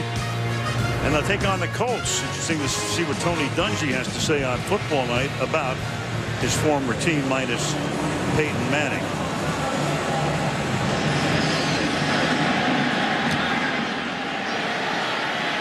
And Weems from 4 yards in. Breaks a tackle. Gets spun down at the 19-yard line. So on the Philadelphia bench, take a look at this. Here's McCoy. He scores. Howard Mudd is the offensive line coach. Now wait till we widen out here. Howard Mudd has a cane. He's going to have his hip replaced at the end of October, the bye week. So there he is doing a little, whatever you call that. He still got vertical, man. He still went on his good hip. That was impressive. There is Howard Mudd, who was a great offensive lineman, was in Indianapolis for many, many years on Tony's staff there, Dungy's staff, and he was retired from the 18-yard line. Here's Turner. And when Andy Reid had to make all of those changes, he calls Howard Mudd. Where is he? He's at Leisure World in Arizona. He's ready to get on his golf cart. He hangs up the phone. His wife says, he offered you a job, didn't he? You going to take it? Well, yep, there he is. Once it's in your blood, there's really no going back. And boy, he's had quite the challenge here. A lot of changes on that offensive line, and he's making it work, especially those last couple of drives. 2nd and 11 now from the 18-yard line. And a flutter ball might have had contact. Intended for Gonzalez. Ball wobbling out of his hand. 3rd down and 11. And for Matt Ryan, this is go time here. Trent Cole is going to get the pressure again, and he's causing Matt Ryan all kinds of problems here. Can't follow through with the throw. Jaquay Parker's helmet's coming off. This is Eagles time right now when they have you 3rd and 12. Great corners on the outside. Pass rushers up front. This is tough here. 3rd and 11. Ryan buying time, but that secondary does a great job. Page covering the intended receiver. Snelling, it'll be 4th down. Well, this is not a good sign. Matt Ryan's taken a lot of hits tonight. I understand this, but he's starting to react a little bit how he did last week against Chicago, feeling it before it's really even there. That was a pretty good pocket. He had time to stand there and deliver that one in, but I think they're starting to get to him mentally just a bit here. Matt Boschert to punt. This will be his 5th punt. And Deshaun Jackson now back to receive this one. This is a booming boot. Jackson backs up to the 33-yard line. He's going to try to come all the way across the field. He's already back 19 yards from where he caught it, and turns out to be an ill-advised run back. Well, if I had to pick an MVP tonight, there's my guy, Jason Peters. He has had some night getting the hook block on the outside on that one against Sidbury. Blocking people to the ground and playing fullback as well as he leads Macklin down the field for the touchdown. That last punt, 49 yards, and then Jackson minus 10 on the return, so 59 net. First down from the 23-yard line as Vick starts this drive out of the gun. The Falcons start coming back to the blitz. They've had success. Not here. Vick has a ton of time and throws, and that's caught by Macklin, who takes Unbelievable. Unbelievable that he's done it again. Yep. Dante Robinson again.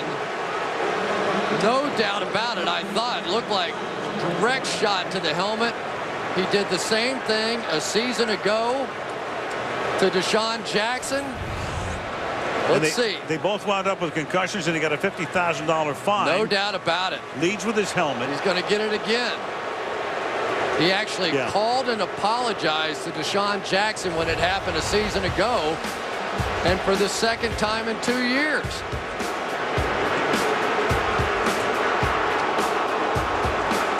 They both left the field. He had a $50,000 fine, which got reduced to $25,000 after he appealed. He's going to get another one. Deserved. I mean, they make it pretty simple. All the officials go to camp and say you can't leave with your head. Real simple. And Al, there was plenty of time to react on that one. I mean, that is lowering the head. There's rules against launching. He almost launched his way into this one. He didn't leave his second foot, so he won't get for that, but he was definitely head hunting, and that is awful. That's how people get seriously hurt in this game. You're not even using your arm, so forget about a form tackle or any other kind of legal tackle. You just lead with your helmet, and that's what happens.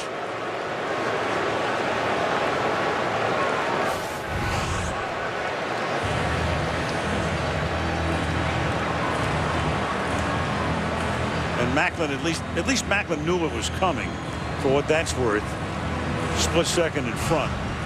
Still in the process, though, of making the catch and trying to make a move. He was not under control, not a runner at that point. And the flag cost him 15, and Eagles will have it at the Atlanta 46-yard line.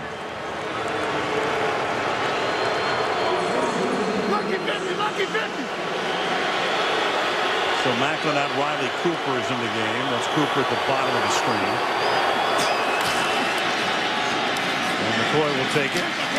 There's some blocking out in front, but it's a good tackle, knifing through to take him down after a very short gain. Edwards able to make the play, gain of 2, second down and 8. And I know it's a quick reaction game, and I probably shouldn't get so fired up, but you know, there's other ways to play this game, and you know, the big hits and all that, it's a thing of the past. The commissioner is relentless on this one, and he should be. And especially with repeat offenders. Second down and 8.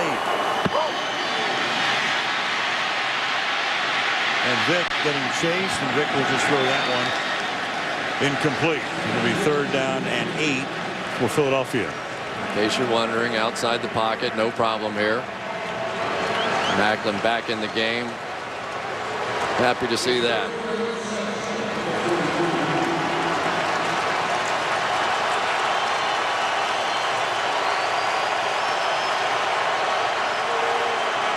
Total yardage, more than twice as many yards. Turnovers have been a huge part of the game. 3 by Philadelphia, 2 by Atlanta. Third and 8. And that pass is dropped by Jason Avant, the normally very sure-handed Jason Avant.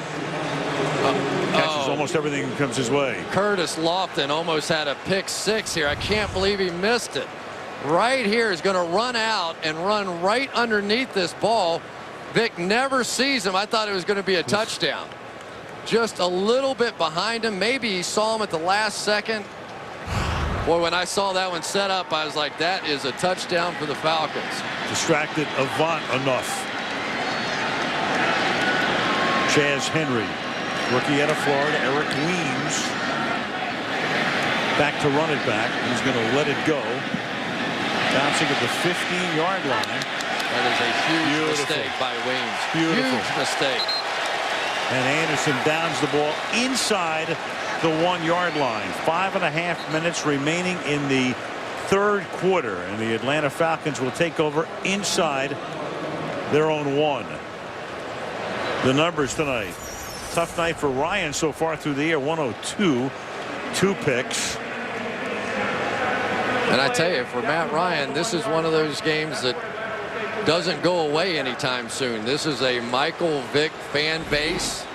A lot of people around here wearing number 7 jerseys, not just for the Eagles. Yeah, they remember. And for Matt Ryan, all the winning that he's done, he would like to make that thing go away, at least to some extent, with a win here tonight. And right now, they're going backwards. From the 1, trying to buy some space. Give it to the fullback, Mahaley. You know, let's face it, the Michael Vick thing, everybody knows about it. It's been talked about for a few years. Bob did a great interview, I thought, on Football Night, which I hope many of you saw. Some people will never forgive him. Some people have forgiven him. In Atlanta, you're right. He's probably the biggest. I mean, along with Henry Aaron, maybe the #1 hero here. But he's a guy, he's done everything he can do in his mind to redeem himself. Yeah, I agree with you. A lot of people that will never, no matter what, forgive him. And let's face it, it was pretty horrendous what he did. No question. Ryan deep downfield, and that's incomplete. And the play is made by Dominique Rodgers-Cromartie, intended for Julio Jones. 3rd down. We go to Michelle. Well, Asante Samuel, you saw him go into the locker room earlier. He is still there with an open, dislocated finger. He's getting stitches. His return is probable. He's just still in there getting those stitches and getting wrapped up to come back out, Al. Well, Samuel, he heard it on the on that pick. So Rodgers-Cromartie, who's no bum. I mean, this is a guy who went to a Pro Bowl when he was with the Arizona Cardinals, plays that other corner. I'll tell you what, throwing it against the Eagles, good luck. 3rd and 9. Ryan is trying to get out of the end zone, and he does for a gain of 1. That is Jenkins, Cullen Jenkins, making the tackle. And now with no space at all, the rookie punter for the Falcons will have to boot it out of the back of the end zone. Matt Bosher. Trent Cole on this bull rush is just destroying Sam Baker, throwing him right back into the quarterback, and almost the safety on this one. But Al, I'm going to tell you what, I've been around a long time watching cornerbacks. They've got their backup in here now, and the coverage is about as good as I've seen on any team. With the way they rush the passer and the way they can cover, better not fall behind the Eagles this year. Bosher's going to get it away quickly. And it's a terrible kick. It goes out of bounds. He's thinking about just getting rid of it, making sure it doesn't get blocked. And that is going to give Philadelphia the football in Atlanta territory, deep in Atlanta territory. When they finally march it off, it's going to be around the 20-yard line. 18-yard kick.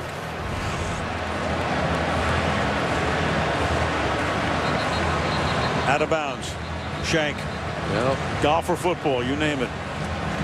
Tell you what, I'd like to start a couple of drives on the Falcons' 20-yard line. Mike Vick at quarterback. Well, you got a rookie punter back of the end zone, has to get it away, and on the other end you got Deshaun Jackson. There's Samuel, who now comes back out to the Philadelphia bench. Philly has it at the 20-yard line. 4 minutes to go in the period. 2-yard gain for McCoy to the 18-yard line, tackled there by Sean Weatherspoon.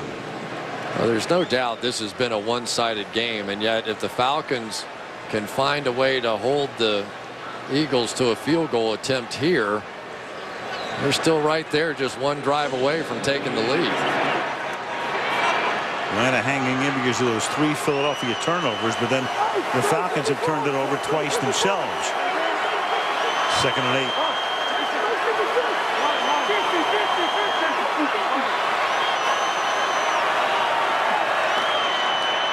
Four-man rush. Vick over the middle, and then it's bobbled by Selleck and almost intercepted. Selleck had it at the 3-yard line, and then it's William Moore who was there and almost had the pick. Well, Mike Vick that time had to throw it a little bit behind Selleck to get it through the throwing lanes here. And really, that's a pretty routine catch that almost turned into a disaster. But when you saw this thing from behind, you could tell that Vick had no choice but to throw it right there. 3rd and 8.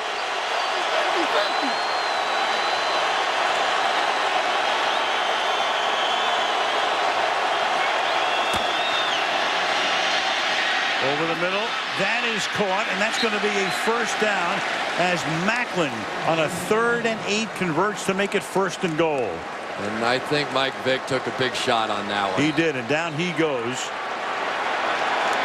Back at the 25-yard line. Now Vince Young is inactive. Mike Kafka is the backup quarterback, and there he is.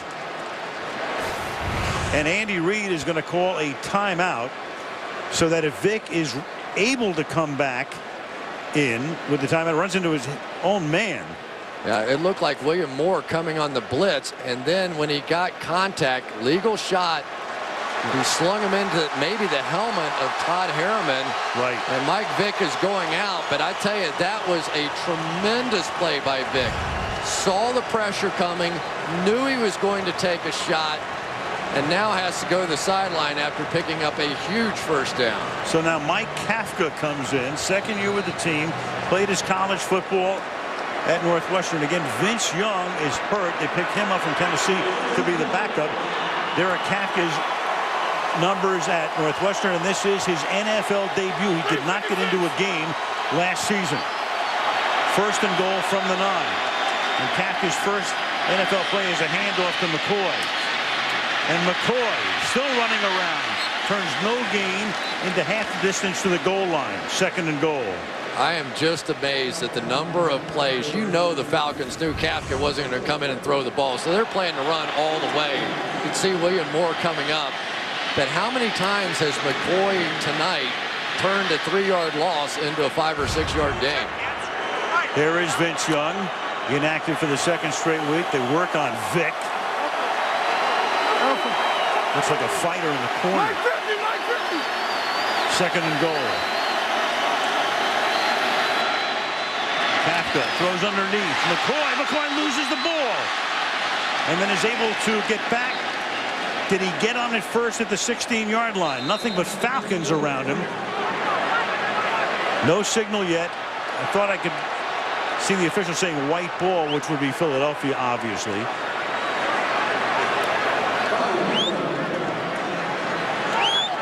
And a flag as well. And it's getting a little chippy out there right now, and they have to be careful both sides here. Well, the head linesman goes down. Such a key play in the game for the Falcons. You don't want to give it back now. To go all the way back, I did think McCoy had possession of the ball. I don't know if he was trying to change arms or exactly what happened, how that ball came out.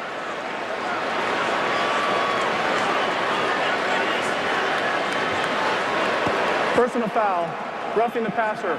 Number 55, defense, contact to the quarterback with the crown of the helmet. That penalty will be measured half the distance, automatic, first down. Well, that's gigantic. 1st and goal instead of 3rd and long. Philly with a chance to make it a 2-possession game instead of a 1-possession game with a field goal with 2 minutes to go in the 3rd. You see John Abraham there. He just tried to hold him up, but he led with the helmet. And that's what the call is. They're going to protect the quarterbacks. And he knew that call was coming. Well, look at Vick. And it's so ironic, isn't it, that they wanted him to stay in the pocket and make those throws to protect him, and yet he's been taking a beating tonight in the pocket. Vick spitting up blood. Ooh, boy. So Kafka now leads him up to the 2. 1st and goal. McCoy. And McCoy puts his head down and gets into the end zone. And that's the second really big mistake that Abraham's made tonight. Remember, he lined up offside earlier. That led to a Philly score. The roughing the passer here gives him a 1st and goal instead of a 3rd and long, and a field goal to make it a 1-possession game still. Instead, right now, it's a 2-possession game. Well, Evan Mathis, we haven't talked about him tonight, the new left guard. Watch this double team and up on the 2nd level. Really makes this play. They get the double team. Kelsey gets over in front. Get to the linebacker, Curtis Lofton. Nicely blocked. Henry for the extra point. And the crowd is stilled right now because the Philadelphia Eagles have erased an 11-point deficit to go up by 10, 31-21. Back to how Vick got hurt.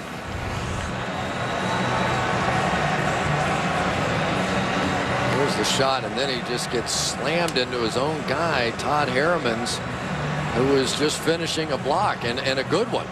He did a great job on John Abraham, and then as Vick gets whipped around, his head is going to go right into Harriman.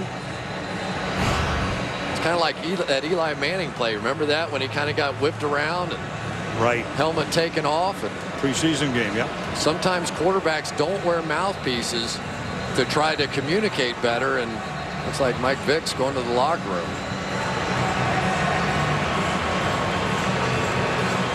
And that changes the complexion of this game. If the Falcons can ever get anything going. If they can, right. The Philly playing very well defensively, at secondary doing its job. Samuels come back. Vick goes to the locker room. And I think Mike Vick just pointed to the scoreboard as he was cascaded with boos. Right. He said, we've got one standard around here, folks. W's. And a touchback here with Henry sending it through the back of the end zone. So back we come to the Georgia Dome. We have 2 minutes to go in the 3rd quarter. Philadelphia's really controlled the game. As you can see, total yardage. Turnovers have been huge. Philadelphia has turned the ball over 3 times, and that's really kept Atlanta in the game. Falcons went up 21-10 early in the 3rd quarter, but Philadelphia has answered with 3 touchdowns. Vick now, who was spitting up blood, goes to the locker room. The untested Kafka is their quarterback, and let's see what Atlanta can do down by 10 now. Ryan, play action, throws, and he starts with the 1st down. Roddy White, that's a gain of 17 to the 37. A little mocking cheer from the crowd. They finally came up with a play. I think the Eagles assumed the Falcons would come out and run, and this play action on 1st down created a wide open lane. And I tell you, I've been a little bit surprised that the Eagles corners have been able to dominate these 2 receivers the way that they have on the outside. Minute and a half to go in the quarter. Turner can't go. Forget it. You can't block him. Nope. Trent Cole is just going right through the Atlanta Falcons. If you don't start helping him here, dust off the Falcon dust there. You're just killing these guys. I mean, it's been like this all night long. I mean, at some point, you have to find a way to slow that guy down. You can't just let him destroy your running backs and your quarterbacks. Sam Baker, no match for him. And Baker was the #1 draft choice back in 08. Drafted in the 1st round after Ryan was picked as the #3 guy overall. Here it comes. And Ryan's going to pack it in, but he has to get rid of the football. Flag is down, as you see, at the 36-yard line. Babin put the heat on, and now Ryan is rolling around. Chris Redmond is their backup quarterback. Been in the league a long time, but has played very sparingly through the past 2 seasons. Yeah, it almost looked like Ryan got into a split formation like a cheerleader or something would, or a first baseman. I'll tell you, that blitz got home that time. We haven't seen many blitzes, but Jared Page created the pressure that time. There are fouls by both teams on the play. Offside, number 93, defense. Intentional grounding, number 2, offense. Those fouls offset. Repeat, second down.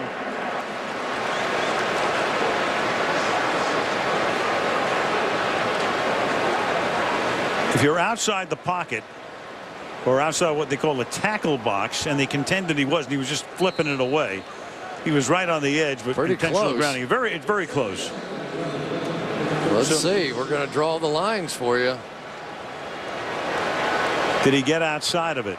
Yeah. I would say yes. When my first look at it, I thought it was, but interesting. 2nd and 11. Penalties offset. Yes, sir. Yeah. I mean, this game's not hard to call anymore. I'm only watching one guy. I mean, how long? How long are you going to let one guy beat you?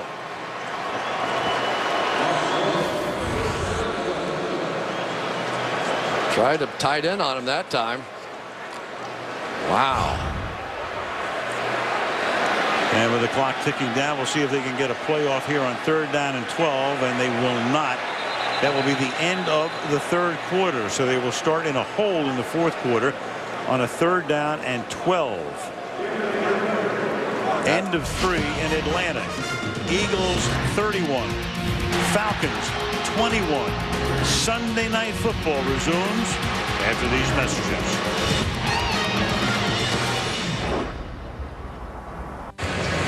Aerial coverage tonight from Atlanta being brought to you by Geico. Al Michaels, Chris Collinsworth, Michelle Tafoya. Georgia Dome start the 4th quarter. Philly up by 10. And it's a 3rd and 12 for the Falcons from their own 35. Ryan throws, and that is caught, and Gonzalez is able to bail him out. Page says, I can't believe I couldn't come up with the ball. 1st down. There's really only been one guy that's had the answer tonight, and it's Tony Gonzalez. And Jared Page in one-on-one coverage was really in great position and just missed it. Gonzalez has had some extra stickum on his hands tonight. He hasn't missed a thing. 2 touchdowns for Tony. The ball is at the 48-yard line. Philadelphia with 21 unanswered points in the 3rd quarter after Atlanta had gone up 21-10. And Ryan deep down the sideline for Jones, and that is busted up at the last moment by Asamoah. Let's go to Michelle. Well, you saw Michael Vick go into the locker room, Al. He has a neck injury. That's as much as we can confirm. He's there in the locker room for further evaluation. No plan to do any x-rays. However, if they determine they need to do them, they will do them in there. As for that blood you saw him spitting up, Al, that was simply the result of the fact that he bit his tongue when he got hit there. So nothing more than a bleeding tongue. Banged his, thank you, Michelle, banged his head off of Harriman's. Jaquay Parker, who last week scored a touchdown on a fumble return. One of the guys they rotate in along the defensive front for the Eagles is the injured player. I cannot believe the amount of damage the Philadelphia Eagles have done tonight from their front 4. You know, this franchise has a proud tradition of blitzing. Started with Jim Johnson, and Sean McDermott carried it forward. A very different style. They went out and got pass rushers. They are very deep there. And Trent Cole has taken to this wide 9 like it's his birthright. Been perfect for him. Don't have to blitz. Big question in Philadelphia defensively. What about the linebackers? And now I think Philadelphia is offside. So it's a free play, and it's a shovel to Harry Douglas. We got a flag in the backfield, too. Offside for starters. There are fouls by both teams on the play. Offside, number 93, defense. Holding, number 61, offense. Those fouls offset. Repeat, 2nd down. Let's show Hawley, the center. And Hawley's only playing because of the injury to Todd McClure, who had knee surgery and should be back fairly soon, although they were pretty excited with the way that Hawley played a week ago. But you can see he has stuff all over him. It's been a war in there tonight. Hey, Cullen Jenkins has been tough, too. 2nd and 10. Jason Snelling is the back in this set.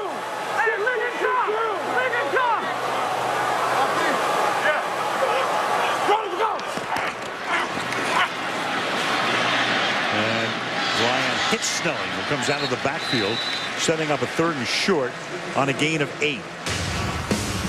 They talk about the dream team. I think it's a nightmare team if you're a wide receiver. Watch the coverage down the field tonight. It has been blanketed by both guys. And here's going to be Nnamdi's interception on this one. Sante Samuel, Dominic Rodgers-Cromartie. It has been nearly flawless tonight. Julio Jones getting a welcome to the NFL in his 2nd game. You take out Tony Gonzalez and what he's been able to do, and that's really been about it. Jones has 1 catch. White has 3, but for only 23 yards. And Ryan's going to throw on 3rd and 2. And the catch is made at the 30-yard line. A spectacular catch by Julio Jones. We talked about he made only 1 catch. He was being blanketed, and he makes a big catch here. Well, that was the one time that Julio Jones lived up to it. They go no huddle. Ryan throwing, and that's caught by Harry Douglas at the 16-yard line. Isn't it amazing? One guy makes a great play like Julio Jones did, and all of a sudden it just picks up the whole team. We were watching this guy in practice. He is 230 pounds and runs about a 4.3 40. He's a freak in a very positive way. 1st and 10 from the 15. Better be a freak when you trade up 21 picks and give away half a draft from the 15-yard line. And Ryan's going to throw that one away. Everything covered on the left side. They were looking for a flag on the end of that one. Jason Babin came in, and Ryan's still looking for one. Yeah, it was Babin, I think, didn't know if Ryan had the ball or not, and whipped back around and tackled him down around the legs. Take a look. First he goes hand up underneath the face mask from Tyson Claybo. He may have gotten away with 2 of them there. 2nd and 10. Boy, these ends are really getting wide now.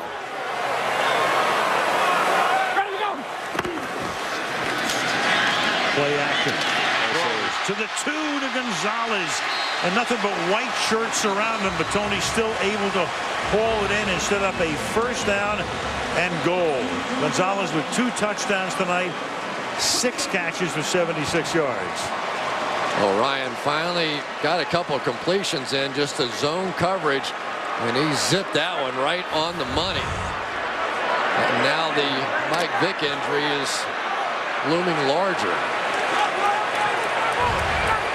Turner back in. 1st and goal from the 1. Turner can't get in on 1st down. Runs into the right side of that Philadelphia defensive line. Pretty good play on that one by Kurt Coleman, the safety, coming up and filling the gap. They did a good job blocking Casey Matthews, but Coleman basically took his role away from him. Stepped right around. And there comes Coleman up and through and made the hit. All new defensive line comes in. They just did get there. 2nd down and goal from the 1. The fake to Turner. Ryan rolling. There's a flag. And for the moment, Mahaley is able to make the catch. But you saw the flag come in. And it's going to be a hold. It may be against. Yeah, I think it's against Babin trying to grab the back on the way out. Right. It's going to be a defensive call. Number 93, defense. That penalty is declined. Result of the play, touchdown. Babin with the hold. The touchdown will be confirmed in just a second from upstairs, and we're going to have a 3-point game in a minute. Right out here, Jason Babin sees the back going out. That's Obi Mahaley. Easy call. There were 3 flags on that play. Everybody, even the guy in the background, was signaling hold on that one. Little jump pass for the score. Bryant now for the extra point. A couple of big 3rd down conversions by Atlanta. High snap, but the holder gets it down. Matt Bosher got another flag down. at the line of scrimmage. The Falcons come out with their flags. Offside, number 23 defense lined up in the neutral zone. That penalty will be enforced on the kickoff. The result for the play, touchdown. Red October coming Right, through. you saw. Their flags are a lot bigger than the referee's flags. Everything confirmed. 31-28. 10:45 to go. Sunday Night Football from Atlanta, brought to you by McDonald's. I'm loving it. By Windows 7. By the Miller Lite aluminum pint. 4 more ounces of that great Pilsner taste. And by Toyota. Sunday night in Georgia. Look at Hartsfield Jackson International Airport, south of downtown. We are downtown at the Georgia Dome. Mike Kafka making his debut, and he's going to have to stay in because Vick is not back on the sideline. Michael's still in the locker room. Philly up by 3. And Bosher's kick might have got through the uprights. 10:45 left in regulation. Tough, hard-hitting game in Atlanta tonight.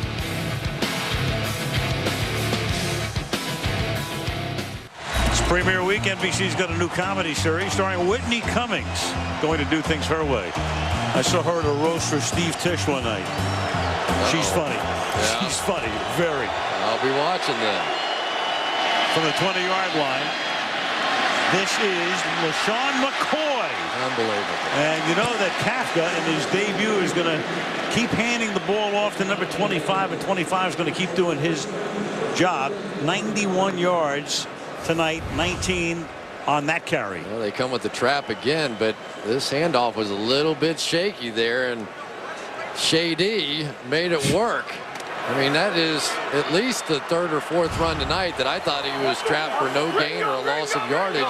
Didn't even have a handle on the ball and still picked up about 15 yards. Nickname given to Jackson when he was a kid, or McCoy when he was a kid. This is Jackson, and Jackson gets taken down after a gain of about 3. Back to LaShawn McCoy.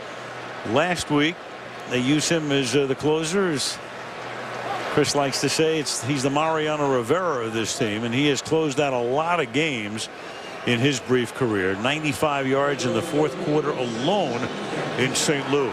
I tell you, my personal opinion is the Eagles are going to too many gadget plays tonight. They haven't been working. Their straight ahead offenses look pretty good. 2nd and 10. No gadget here, just a straight drop back and a flip underneath, and that's McCoy making the catch. Tackled by Lofton. And Kafka out of Northwestern. You follow college football, you might remember as Corey Peters is a little slow on getting off the field. He had an Outback Bowl game against Auburn after the 09 season. 47 of 78, 532 yards, 4 touchdowns, 5 interceptions. 78 look at that line. Good golly. Meanwhile, the injured Falcon is Corey Peters. Eagles by 3. Most of the crowd on its feet. Big play coming. 9 minutes to play in regulation. It's 3rd down and 8. And Kafka fakes the inside give, then throws to Macklin, who reaches out and can't get the first down. Macklin taken down short of the first down. Lofton is there to make the stop, and Philadelphia forced to punt. Really a nice play on the outside with Curtis Lofton. And here goes the little trap play on the outside, just going to try and kick out with a bunt. And that was a huge tackle for Lofton, a tackle they did not make a week ago against the Bears. 2 long touchdowns on plays thrown behind the line of scrimmage, that time up to the test. Chaz Henry punting. Weems will let it go and bounds into the end zone. Well, for Trent Cole, it has been some night. 6 tackles, 4 of those behind the line of scrimmage. And for Sam Baker, he's getting a taste for what this wide nine's all about. Just going to go and put his helmet right underneath the chin of the tackle, and the pressure has just been relentless. And putting a tight end over there to help is worthless. No tight end's going to block him. You watch this game, you don't keep track of the numbers, then you look around, you realize that Matt Ryan has thrown 4 touchdown passes tonight. I tell you, that was a gutsy drive, that last one. And the catch by Julio Jones changed this game completely. 4 TDs, career high, but 2 picks and 15 of 26 for 184. They start with Turner on the ground, and the 250-pound Turner with a flag down gets out to the 25-yard line.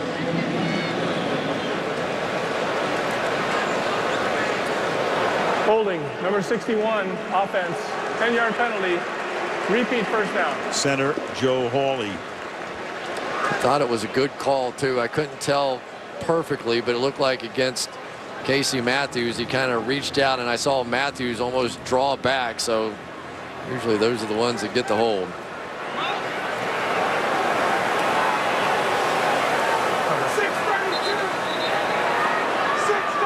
So time, well, they spot the ball for the moment at the 12-yard line. And the ball needs to be put at the 10-yard line.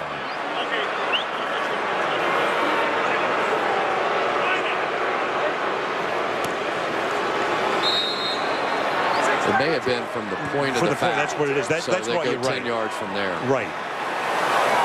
So the linesman came over and they do spot the ball from the point of the foul. Meanwhile, Turner takes off, and Turner into Philadelphia territory and gets shoved out of bounds at the 25 by Dominique Rodgers-Cromartie. On 1st and 17 from the 13-yard line. Off and running, he goes for 61 yards to the 26-yard line. And Justin Blaylock with a huge block here.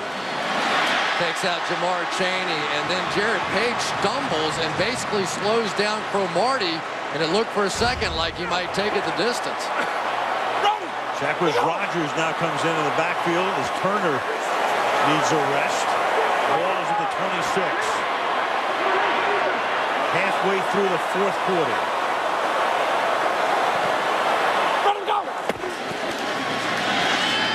The rookie for a gain of 3. Rodgers out of Oregon State, picked in the 5th round. Well, one of the things we've seen tonight is that if the Falcons do hit a run, then you start seeing these safeties coming down. Get Jared Page here in the backside, and it's just a game that's played but out there. If you get the running game going, you're going to see the safety. By the same token, you should be able to complete some passes there. They go no huddle on 2nd and 8. That's caught by Harry Douglas. And that will set up a 3rd down and about 4 from the 20-yard line. It's hard to believe that this game is this close, and yet you feel like now that the Falcons have all the momentum. And Matt Ryan has just hung in there tonight. He is taking a beating. 3rd and 4.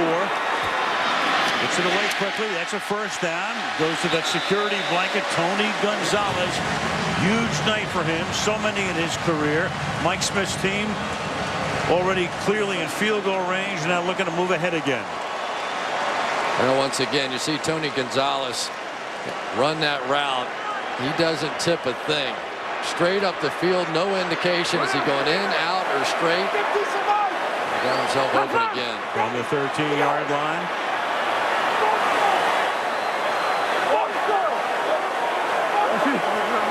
The diminutive Rodgers in the backfield. Give it to Rodgers.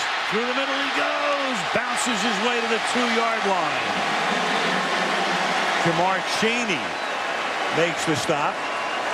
And that's going to make it a 1st and goal. Well, one of the problems when you like to get up the field, you're susceptible to being trapped. They didn't have to be trapped there. They caught the Eagles in their nickel look, only 6 guys down. And I tell you what, Matt Ryan is calling a pretty masterful game right now, and it looks like the Eagles are wearing down a bit here because of this no huddle. Turner comes back in, ball at the 2.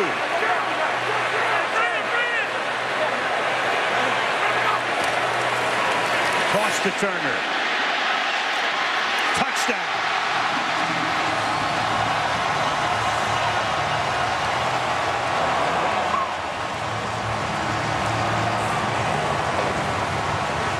80 yards, 7 plays. Turner in for the score.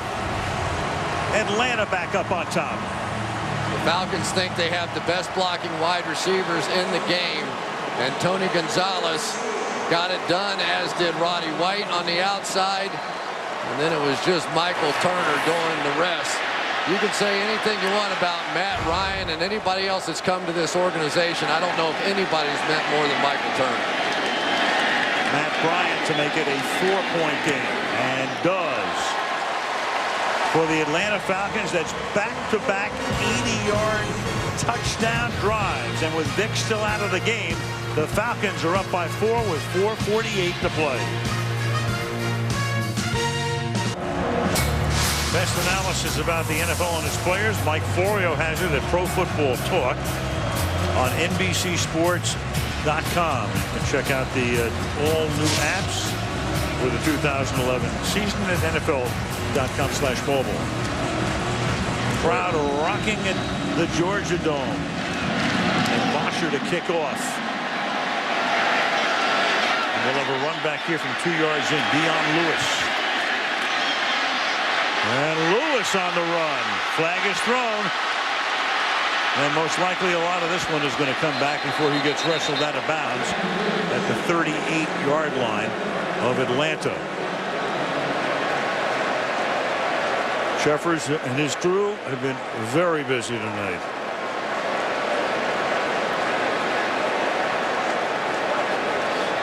During the return, holding number 30 of the return team. 10-yard penalty measured half the distance to the goal. They retain possession, first down. Colt Anderson with the hold.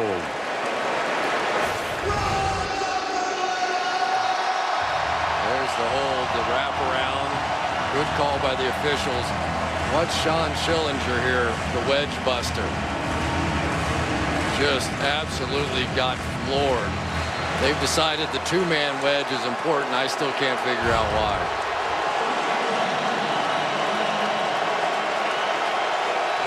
Red zone offense for Atlanta tonight. Look at that, 5 out of 5. And one of the reasons they made the change on defense with the staff was because of poor red zone play the last couple of years. On first down, Kafka throws, and he starts this drive with a completion to Macklin. A little bit short, apparently, of the first down. They're going to spot it just outside the 18-yard line. Take a look, and they say he... First down. Yeah. Just did good enough for the first down. Well, that was a nice looking read by Kafka that time. Came out with the corner blitz, testing the young quarterback. He read it perfectly, got it out to the backside. 4 minutes left. Kafka with that fake. Deep downfield he goes. He's got an open man, and it is caught by Macklin. And the Eagles are in Atlanta territory as Macklin gets taken down at the 39-yard line. Boy, Jeremy Macklin is taken over where Deshaun Jackson usually is, and that little wiggle at the end got Dante Robinson. And for Kafka, back-to-back huge throws. There are a lot of people in this organization that really feel like he should be the number 2 guy instead of Vince Young. May wind up as it. He's 4 out of 4 for 61. Macklin's caught 11 passes tonight for 167. McCoy. Oh, and he gets slammed down after a gain of 2. William Moore comes up there. Boy, the Falcons think this William Moore could be really special. Drafted in the 2nd round in 2009. And he is a load. When he hits somebody, there is no doubt they have been hit. McCoy's been making everybody miss all night, not William Moore.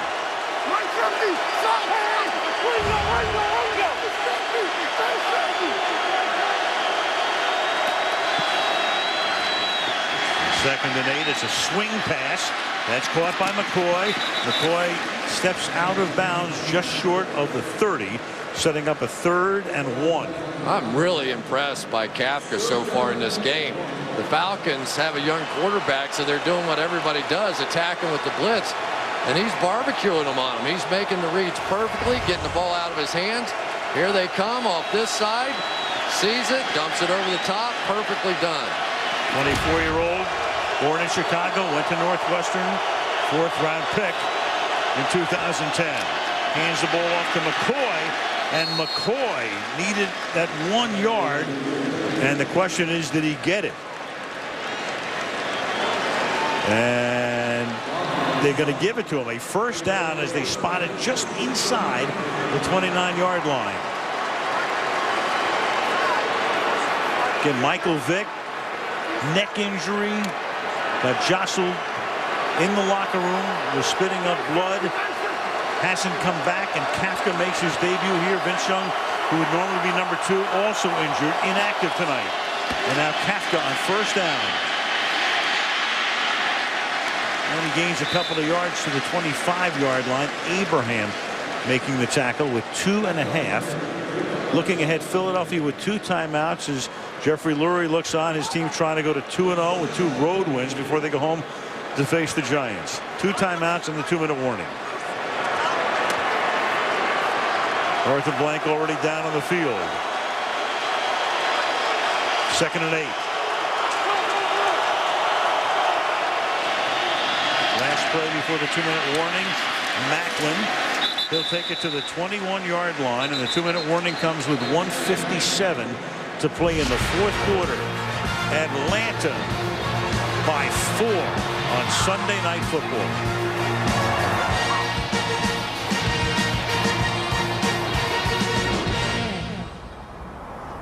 Wendy's post-game report. Michelle has an interview from the field. Bob, Tony, and Mike wrapping up the game, looking at other NFL news, and then Chris and I will take a look ahead to next week's game in Indianapolis. Meanwhile, Mike Vick really under the gun tonight.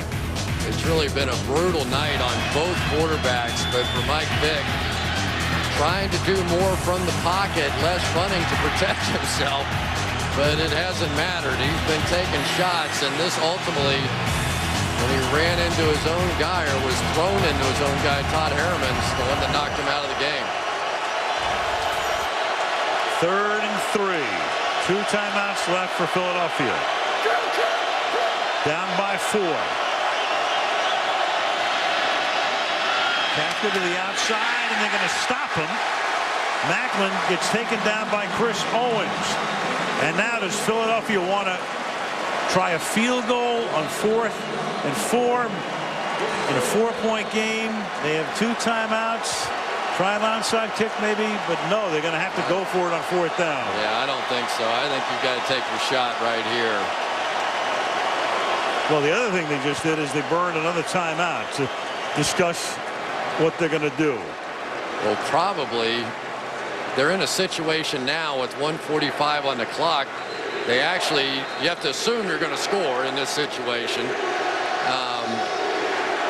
And if you don't, I wouldn't mind burning a little clock off of there if you do end up scoring so that they don't have a chance to come back the other way. If you don't, Atlanta can just about run the clock out.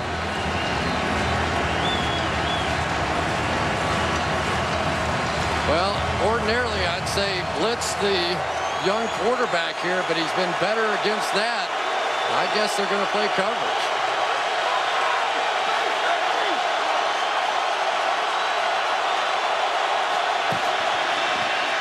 Kafka throws, and it's incomplete. Macklin reaching for it, couldn't handle it, and the Atlanta Falcon defense goes sprinting off the field. Philly with just that 1 timeout and then a couple of kneel downs, and the Falcons are up by 4 after at one point being down by 11 and on their way to a win. Can't throw it any better. Jeremy Macklin's made a lot of plays for the Philadelphia Eagles over the years, but he just ended their chance of winning this one. And now that timeout you were talking about looms much larger. Absolutely. Philly can stop it once. That's Kafka's first incomplete pass. He was 7 out of 8. Ryan will take a knee. A timeout taken by Philadelphia, and that's their last one. You have 100 seconds to go. You can run off about 80 before 4th down. Aligning the stars tonight, Ryan with those 4 touchdowns. Turner, while nobody's looking, 114 on the ground with a 5.4 average, and Gonzalez has been brilliant. What else is new? I tell you, Matt Ryan, for all the attention Michael Vick got coming into this game, the beating that he's taken tonight, coming back and hitting that huge pass to Julio Jones, this is a signature win for this young man. Major.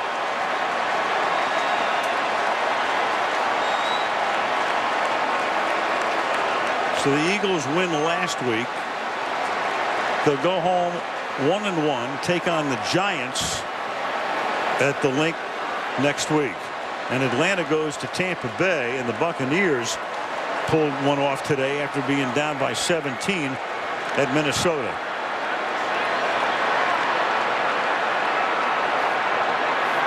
So third down.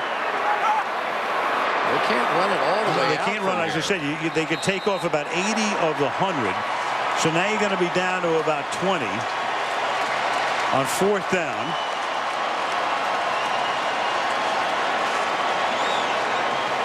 Well, we've seen Deshaun Jackson in this situation somewhere before, haven't we? Oh, we certainly have. If the Falcons kick him the ball, I'm going to fall out of this press box. Both of us. We'll do a tandem leap. And the Falcons will let it run all the way down, milk the clock as much as they can, take the timeout. And you've got 15 seconds left. And of course, Tom Coughlin wanted Matt Dodge to kick one out of bounds at the end of the game. Of course, Philadelphia right now, here it is. That's the way the game ended at the Meadowlands last year. An improbable, unbelievable, come from behind Philadelphia victory. And now with Bobby April as the special teams coach of Philadelphia, if you've got a great punt block play, here it is. Well, I tell you what I would do is I would rush both edges knowing that he's going to try and turn one way or another to make this kick. If they have the guts to fake it, so be it. But I would load up both edges on this thing. And whichever way he turned, I would try to at least rush him. So many times punters mishit it down the middle when they get in a hurry because they're trying to kick it to the side. And if they shank it, it ends up going right down the middle of the field. Well, he shanked one before for an 18-yard kick. The rookie out of Miami, Joe Zelenka, will snap it. And Jackson hoping for one shot. Yeah, I think you're going to see everything off the edge here. They're set up for it.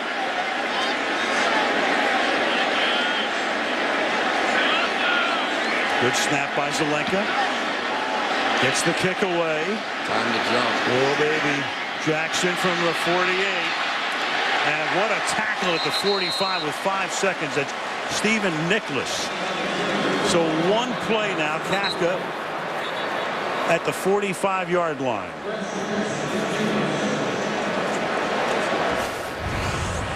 Boy, for Stephen Nicholas, that's huge.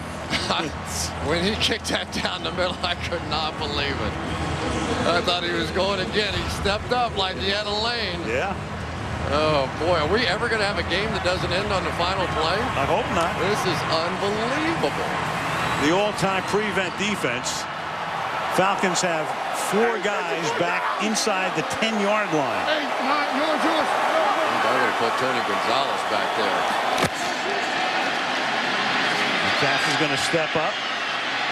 And he's going to launch one on a wing and a prayer into the end zone. Batted down. Falcons win.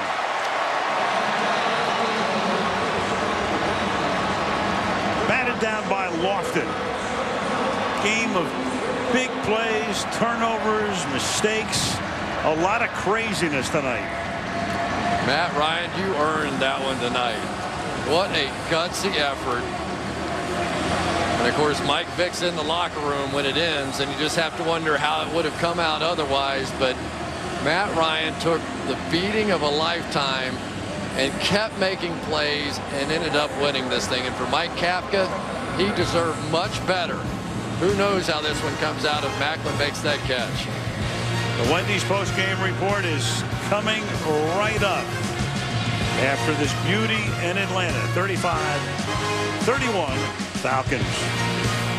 Wendy's post-game after these messages from your NBC station.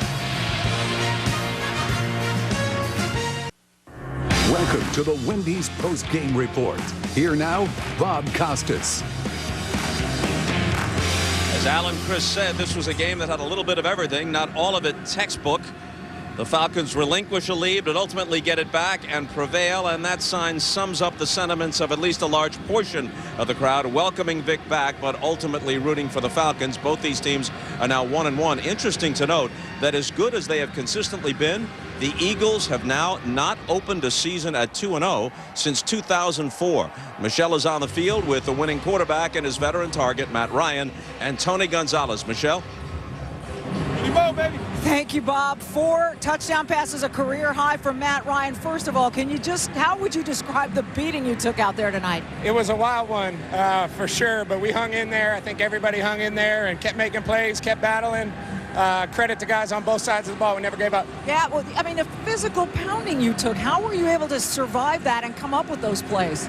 You just keep getting up. And, you know, there's a lot of tough guys on this football team, and I try and stay in line with those guys and just keep bouncing up. And, you know, I'm just glad we came away with the win. Michael Turner, one of those tough guys, really helped you out with the run game tonight. What can you say about the way he performed? He did an awesome job. That was huge for us tonight. We had so many explosives through the run game. You know, it's the reason we won the football game. You know, for all the talk about the Eagles defense, you had told us before the game you had a lot of weapons on offense that could pressure that defense. How did they do for you tonight? They did a great job.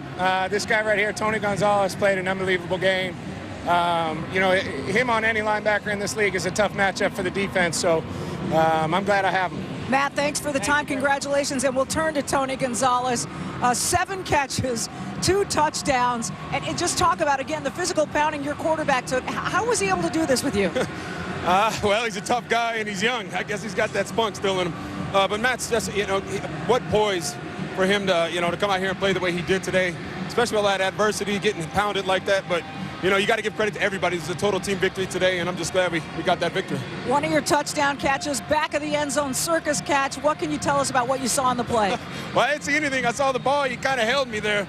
I was looking for the call, but, you know, the ball's up in the air like that, and Matt put it right where I can go up and go get it. We've been working on that all preseason and now through the regular season, and I was just lucky to come down with that ball. So you move into 5th all-time on the NFL career receptions list in front of Terrell Owens. How does that sound to you right now? It sounds like I'm getting old. That's what it sounds like. but I'll take it. Obviously, with that being up on that list, there's some great, awesome players, guys that I've looked up to my whole career. And, you know, I'm truly humbled by being able to just be mentioned with that group. Congratulations, Tony. Thank you so much. Appreciate it. Let's send it back to Bob Costas. All right, Michelle, thanks. Let's swing it over to 30 Rock. Tony Dungy is standing by. Obviously, coming into the game, the spotlight was on the 2 quarterbacks, an eventful evening for both. Your thoughts on that, Tony? It was. I thought you saw the best of both quarterbacks. Michael Vick played well. I thought he played within the system. He didn't try to do too much, but he had those 2 big fumbles. Matt Ryan, on the other hand, had 2 interceptions early. Things did not look good, but as he said it there in the interview, fought back, played well, stayed within himself, and led those big touchdown drives in the 4th quarter to win it. And they really needed this. They did not want to go 0-2, and I think this was a huge, huge statement game for Matt Ryan. As we near the end of week 2, something that stands out yet again is the almost superhuman play of your old nemesis Tom Brady and the Patriots. He really is playing well. It almost looks like 07 again, where they've got so many weapons. He's throwing the ball so well, using everybody, and just not making any mistakes, making these tight throws into traffic, all kinds of guys making plays. And usually when you throw the ball this much, you're going to, at some point, take a chance and turn it over. But Tom is playing and taking care of the football as well. They're going to be tough to beat. I would not want to play the Patriots the way they're playing right now. Coach, thanks very much. Just to back up what Tony said, today, Tom Brady, 31 of 40, 423 yards against the Chargers, 3 touchdowns, no picks. We turn now to Mike Florio of Pro Football Talk on NBCSports.com. Among the items you'll see in his Monday 10-pack tomorrow, a strange day around the league with regard to the replay rule, Mike. Yeah, it was, Bob. Several curious decisions by replay officials, and two big ones. In Buffalo, after what appeared clearly to be an interception to end the game by the Bills in the end zone, the replay official buzzed down for a review by the referee after the teams were off the field. And it's not the kind of play where it appeared there would be any type of indisputable evidence to overturn that and make it a touchdown. So that review probably shouldn't have happened. And then in New Orleans, Darren Sproles scored a touchdown, but replays clearly suggested that he stepped out of bounds at the 1. But the replay official never buzzed the referee to take a look at it. And the replay official has a lot of power here, because if the replay official never tells the referee to look at these scoring plays, they never get reviewed, and the coaches can't challenge them. So the NFL has to improve the communication between the replay booth and the referee to ensure that plays that need to be reviewed are reviewed, not by the booth, but by the referee. Interesting, too, because there are times when people might say it gets too picayune with the replay rule, where they're splitting hairs and sometimes overturning situations where it's not indisputable. Here you had an obvious situation, which is what replay was made for, and yet it wasn't implemented. And the replay official shouldn't be making the decision, Bob. The replay official needs to defer to the referee. He's the one that needs to go under the hood and take a look at it and decide whether or not it should be overturned. So I think in their desire to speed the game along, I think the replay official may be substituting his judgment for the judgment of the referee. Let's talk about some of the key injuries around the league. The Cowboys were hit pretty hard. Yeah, 3 injuries. Tony Romo, fractured rib early in the game, but he went on to be the star of that win over the 49ers. Miles Austin, hamstring injury late in the game. He could miss some time. And Felix Jones, their starting running back, separated shoulder. A couple of other running back injuries. Jamal Charles is feared to have a torn ACL. MRI coming tomorrow. Arian Foster, Texans running back, hamstring injured yet again. Keep an eye on his condition this week. And finally, Jets center Nick Mangold, high ankle sprain, X-rays negative, MRI coming Monday. All right, Mike, thanks, as always, for an NFL Films all-access look at the biggest plays from this week's games, including the Cowboys' comeback over the Niners. You can watch Turning Point Thursday night on Versus. It's hosted by Dan Patrick this week at a special time, 9 p.m. Eastern. In Atlanta tonight, the Falcons defeat the Eagles in a wild one, 35-31. Al and Chris are back to wrap things up from the Georgia Dome after this.